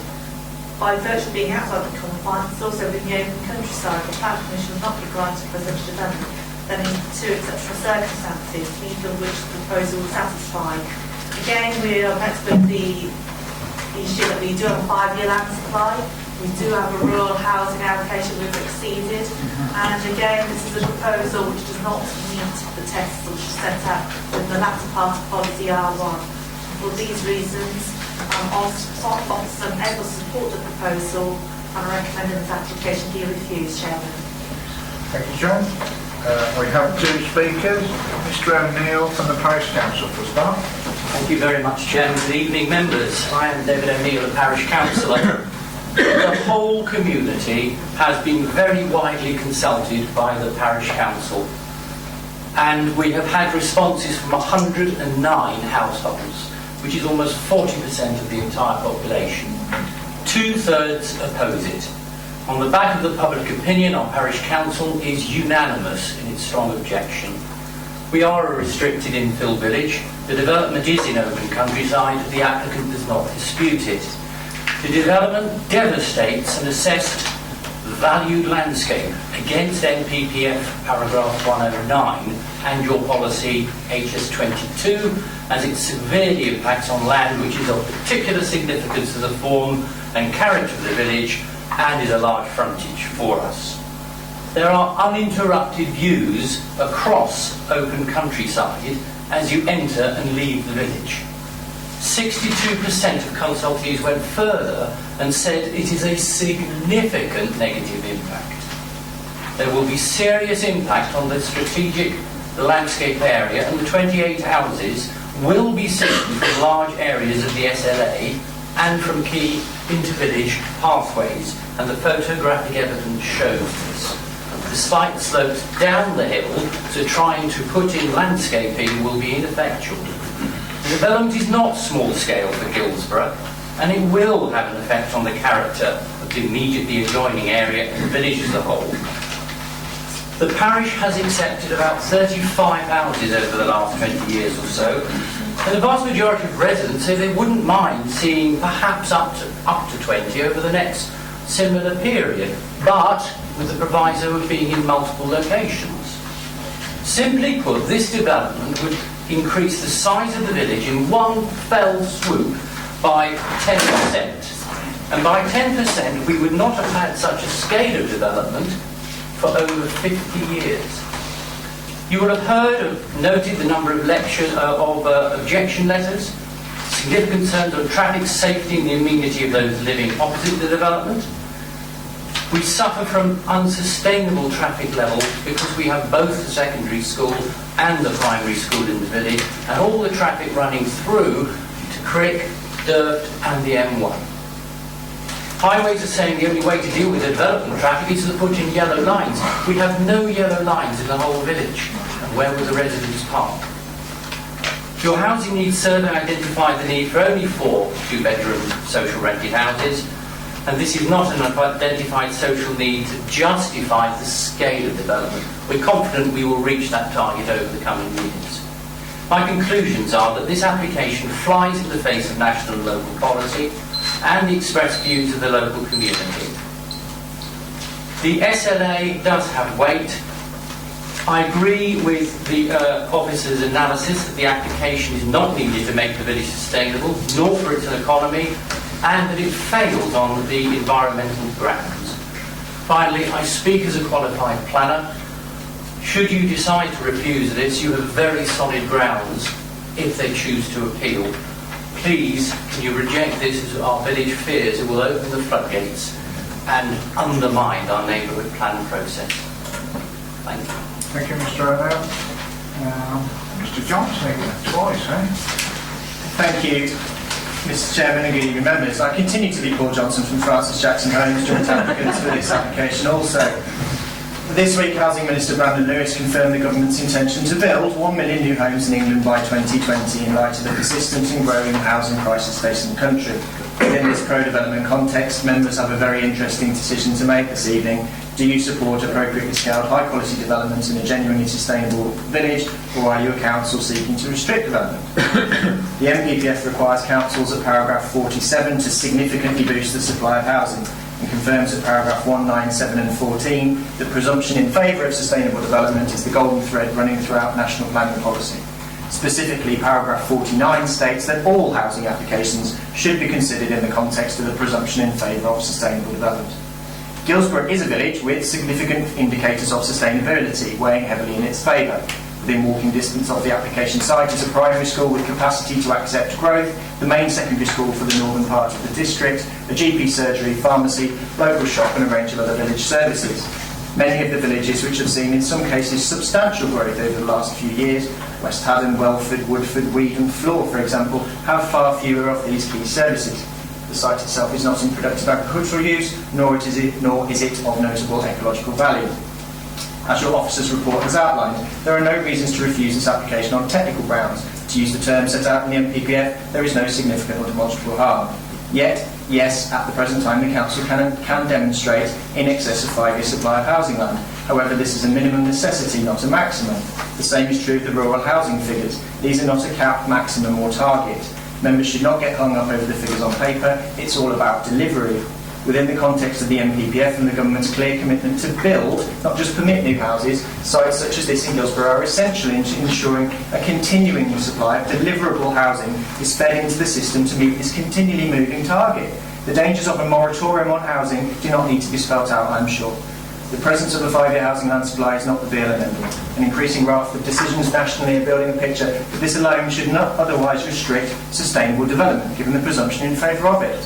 The application provides for much-needed district-wide affordable housing with local connection criteria and will directly help to enhance the village bus service. The proposal will result in clear biodiversity enhancement and will help support the village shop, pubs, schools and services. The rural areas housing figures in the adopted core strategy are not a maximum target, as I've said. The Salisbury Landscapes Appeal decision at Malton confirms the housing trajectory facing the district is very challenging, and deliverable sites in rural areas are needed to provide the rolling supply of housing land in the short term prior to any meaningful delivery from the North East Urban Extension, which is of course also greenfield land. The government and NPPF are committed to boosting, not restricting housing. Daventry can permit modest, well-designed, high-quality development in sustainable locations to keep villages alive, or it can, despite any significant and demonstrable harm, and a belief it's done its part in the rural areas for the next 14 years, close its door to sustainable development. We ask members to take a balanced, forward-thinking view on this scheme, given the significant material considerations in its favour. Thank you, Mr. Johnson. 2 local members are Councillor Osborne and myself. Can I go? You don't wish to say anything? No, I just wish to say that I think the officer chairman said everything perfectly as usual, it's in open countryside, outside the confines of the village. We already meet our 5-year land supply, and can't really say much more than that. I'm quite happy to go with the officer's advice. I don't wish to make any comments as local member. Anybody else? Councillor. Thank you, Chairman. I simply wanted to remind members and underline that we're not actually playing a numbers game. We accept the 5-year land supply as a minimum. We accept that the quoted number of houses in our policy document for rural areas is not a minimum either. But what both those policies do is unlock part 2 of, if you like, of policy R1, which sets out some pretty strict criteria that should be met for further development in rural areas to be permitted, and I don't see that it meets those criteria, and therefore it's against policy. And so I'm happy to second the proposal that I think our colleague made. Sorry, I didn't realise you'd made a proposal. I hadn't, but... Well, I'm making it. Okay, you're making a proposal. Thank you. So we have a proposal that the application be refused as per officers advised. Do we have a second then? Councillor Irving, do you wish to speak on it? No, I think the chairman of Guilsborough have spoken, we have listened, and it is 28 houses all in one outside of the confines of the village, and that is not really what village want. They don't mind little development, but that is a village nearly in a village, and also it's nearly opposite the school, which I take that road very often, and I can see all the points that the chairman of the parish or the councillor from the parish said, so I will go with officer advice. Thank you. Thank you. Anybody else wish to speak? Sorry, Councillor Barrett. Thank you, Chairman. I think the summary is very good. The first 4 lines of the summary sum it up for me. Thank you, Chairman. Thank you. Councillor Paul, quick. Just a quick comment, Chairman, that, several years ago we decided on various policies and we carried them through, joint core strategy, agreed, and as an urban conurbation, Daventry decided to take the hit with regard to housing numbers. And we also took a policy of being able to protect our villages. Doesn't mean to say that we didn't approve various applications within villages, but it is our policy. We've reached the numbers. The numbers might change in whatever it is, 2029, but for the time being, we've reached those numbers. And it is with policy, and I'm happy to agree with officer advice. Thank you. We have a proposal that the application be refused, which has been seconded. All those in favour, please show. Unanimous. Again, the application is refused. Next application is 0685, and it's in Abbey South, Daventry.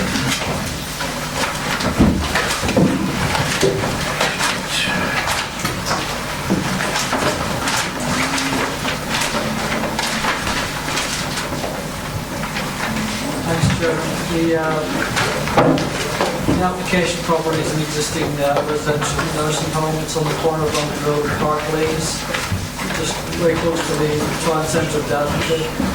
As you see from the report, there has been a previous application for extension to the crossing. This effectively is a revised application to that extension. In our view, the proposal does work well in terms of providing the additional accommodation, but taking into account its impact on the community, nearby residential properties, but also in street scene. We're satisfied the proposal is acceptable in planning terms, and accordingly recommend the application be approved. Chairman. Thank you. Abbey South, anybody? No, you're all over Daventry bits. Right, members, any comments? Councillor Osborne? Brownlands is a fantastic nursing home, and obviously as we all get older, some of us, or a lot of us, might need to end up in a nursing home at some point. Chairman's on his way. I'm allowed to say that. He is my dad. But yeah, I think this is, what else? These places have to be, they have to be extended. They've got to be, because if not, where's everybody going to go? There's nowhere else for them to go. Brownlands is perfectly situated where it is, and I can't see that it's going to do any detrimental, harm to anything or anyone. So would happily go along, recommend we approve officers, go along with officers' advice and approve it. First of all, you have a seconder. Councillor Paul. I'm glad actually you're thinking of a good place for your father. Like Councillor Paul, you have a right to speak because you're a seconder. Yes, also bearing in mind that she will make the decision as to where you go. I am a little bit confused about the loss of amenity space within within the red line, shall we say. However, it's an absolutely excellent facility. I should declare an interest. I know some of the staff in there, but absolutely excellent, and more than happy that my children park me in there in the future year. Maybe we're together, Councillor Paul, by the sound of it. So that's plenty to talk about. Yeah. Councillor Mack. Yeah, thank you, Chairman. You know, obviously at the beginning I did declare an interest in this one because I had listened to the planning application when it came before the Town Council, and I think the biggest thing that they felt actually that it was, you could see how it's been developed, and you know, they did feel that it was overbearing, but the main thing that was the topic of conversation was the garden area was being reduced, and it was felt that it was very, very important to have somewhere to go in the fresh air. So I think that it was like the health and well-being side of it that was sort of coming out. You know, you don't want to just be in the room, it was to come back outside. And so I think that it was the loss of that space that was, you know, that they were concerned about. But also it has gone very, very much up to the boundary, and it was felt that it, you know, that the way that it has been extended, it's moved and moved and moved and moved, and it was now overbearing on the street scene. Thank you. Do you want to comment on that, Randall? Not really, Chairman. Okay. I mean, as I said, the application is effectively a revision of one previously considered acceptable by this council. I don't think it changes in terms of the floor area. What was previously approved. So we don't consider the planning circumstances have changed to warrant an alternative recommendation. Okay, Councillor Osborne, you stick your hand up for a quick one. No, I was just going to say, it seems it's quite well hidden, like with the hedges and stuff at the side and everything. I think the garden, even though it will be encroaching a little bit, they have got quite a nice space. Brownlands also are a great nursing home for taking out their residents as well, and often take their residents out, and I know this for sure. So they do, you know, they do spend a lot of time, and even in the summer, a lot of them, they're not usually, a lot of them out the back anyway, and I know because I drive down there every weekend. So I just think it's just the right place for it, and it's not, you know, it's not going to be overbearing to anybody else, you know. So. Thank you, Councillor Osborne. If I might come back through you, Chairman, I think it's probably worth looking at the site location because it's very near to the wreck. You know, it's very near to a public open space. That would have been a consideration. It's literally across the road. Okay, Councillor Irving. Yes, I am in two minds about it because when a nursing home becomes too big, it's become nearly like a hospital and or like an hospice, and you are put waiting for God to call you. And frankly, if my children put me there, I think their day will be limited. Because I will maybe do something to them before God called me. But what I am concerned is, and I'm running around is not, but the well-being of those people. And when you have too many people, you need too much staff, and it not become a house, it just become an institution. And that is maybe the future, but it's definitely not an institution I want to join. Thank you. Okay. Actually, it has a very high reputation, not only in Daventry but in the villages, for its quality of care, its care, and everything, it is probably one of the best in our district. I don't think there is a better one. But it is not. What I was saying that when Yes, you were saying when it gets bigger. Yeah, that's all. I didn't question the quality, but I did question. It became an institution. We have that in Sibertoft, but Sibertoft is more for Alzheimer. But they became too big and they lose the sort of familiar side and become more hospitalised. Thank you. Councillor Robertson. I was simply going to add to what Councillor Irvingsworth said, but it is an institution.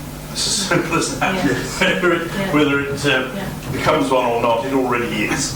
And there's an economic argument here. No, it's got really nothing much to do with how big it is. It's economics, and it isn't too big. I've seen much bigger ones, and from in Leicester, for instance, a much bigger one than that. And I think that we should go ahead and approve it. Okay, we've got no more hands. Oh yes, officer. I just wanted to give members some reassurance about the comments made. There are, we're obviously here to deal with the planning issues. There are other regulators. CQC will be involved in inspecting. The environmental health get involved because they come on site. And it's also worth saying that many of the patients of this facility will be very, very frail. And some of them want to be going out very much at all. So I don't think we need to worry about those kind of quality issues. They're looked after elsewhere. Very quick one, Councillor Paul. Yes, I take on board Councillor Swift, about the size. However, there are very few that have the connectivity that this has. And we've already heard that, the residents are taken out into the recreation ground, near to the town centre. Yes, I have reservations about the loss of amenity space, but the quality of the facility goes before it. Balanced against the quality that the building provides, I think it outweighs the small loss of amenity. Thank you, Councillor Paul. We have a proposition that the application be approved, which has been seconded. All those in agreement, please show. 7. Those against? 1 and 1 abstention. Okay. The application is approved.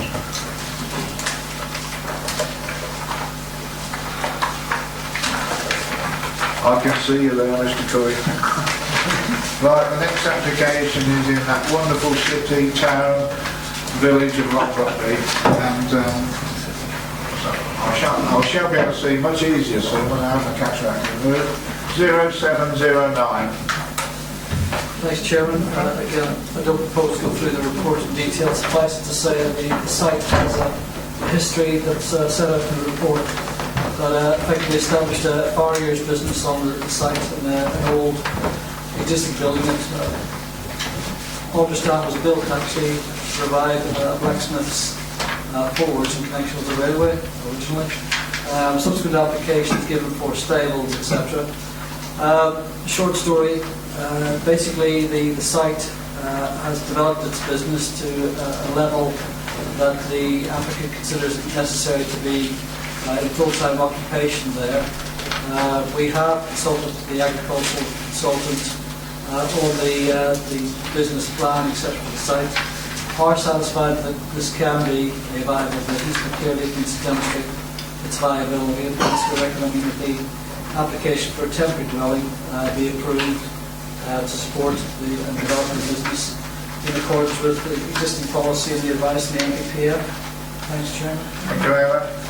Well, Mr. Coy, it's your turn now. There's not many of you left. I should soon be moving into the nursing home at this rate, I think. Mr. Chairman, thank you for allowing me to address you this evening. I'll try and be brief. We don't have a great deal to add to the officer's report. As many of us know, forging and shaping of metal and using heat and pressure is an historic trade that's been part of life for hundreds of years. Due to the nature of the business, a forge is nearly always located in a rural setting. At one time there would probably be a forge in every village. The application seeks permission for a temporary dwelling which will allow the applicant, Mr. Alex Percival, to expand his already successful business over the next 3 years. Mr Percival is different to most farriers in that he has facilities and expertise to take on clients, being horses and ponies, requiring specialist hoof care. This often requires patients to remain on site for anything from a number of days to a number of weeks for daily assessment and treatment. You will note that the crime prevention team advisor supports the application, and a dwelling on the site naturally provides a deterrent for would-be burglars and those wishing to harm the livestock. The Council's agricultural consultants have been consulted and are satisfied that there is a central need to live on site. We do consider that a farrier is classed as an agricultural worker. Finally, Mr Chairman, also the county highways have requested some improvements to the driveway. These have now been accommodated on the scheme, and we do hope by doing that from time to time Mr Percival is keen to try and promote his work locally, and maybe schools would like to visit and see what he does. Other than that, Mr Chairman, I hope that members will be prepared to agree with the officer's advice and endorse the recommendation. Thank you. Thank you, Mr Curry. Two local members. Councillor Osborne. Yeah, thank you, Chairman. Even though it says here that there's been no objection, does it say? Oh, sorry, there is an objection from Longbuckby Parish Council. Longbuckby Parish Council allege that the farrier has already been living there for the past several years. So therefore, shouldn't this be, if this is happening, this has happened, which, like I say, allege it already has, shouldn't this be a retrospective planning application?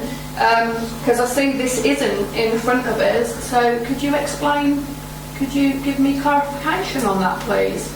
Because obviously they know the area better than anyone. Through you, Chairman, I'm not aware of any enforcement investigations alleging residential occupancy, and the application is the application for the temporary dwelling, which isn't there on site. It's effectively a temporary mobile home, which you'll see in the drawings, which will be sited alongside the existing stable buildings. So that's what members are being asked to consider. As you're aware, I'm a member of the parish council, and there was some allegations that the applicant has been living there for a considerable time, and lots of smiles and everything. Nevertheless, I'm afraid nevertheless, it is. Through you, Chairman, we've got no, we'll take note of what you said as considered the Parish Council, but we've got no evidence to support that currently or previously, never been made aware, there's been no investigation, so we just have to deal with the evidence that we've got before us. Again, Chairman, judge the applications before you, which is an application that is supported by the advice of your independent agricultural advisor, and as I say, is in accordance with the advice of the MPPF in terms of residential development for essential rural workers. Okay. Just briefly, members, even if he had been living there before, a retrospective planning application, I know it's hard to believe, is not a crime. We know that. We know that. Good. I'm delighted to hear that. So the issue is not, well, it's all terrible because he has been living there, if indeed he has. The issue is this an appropriate planning use? And you've had the advice from the officers and also from the agricultural consultant. Can I just come back on that, Chairman, and say, I didn't say that there wasn't a problem, Chairman. I understand I've been on the planning committee for 10 years, so I understand what retrospective means, and I know that there's not a problem with it. I was just saying that if this, what they allege is true, then wouldn't that be retrospective, and why isn't this retrospective in front of us? The same issues would apply, Councillor. Yeah, but I didn't say it was a problem. You're absolutely right. I think after listening to this discussion at the Parish Council, I think a previous owner of the site who has now passed away couldn't get planning permission to live there. But that is different circumstances. I accept that. Councillor Charlton. Thank you, Chairman. I'm all for this application. Yeah, you would be. I support rural industries. I particularly support blacksmiths and farriers. I don't keep a horse because a horse wouldn't keep me. But I know lots of people who do. I understand the problems that horses have with their hooves.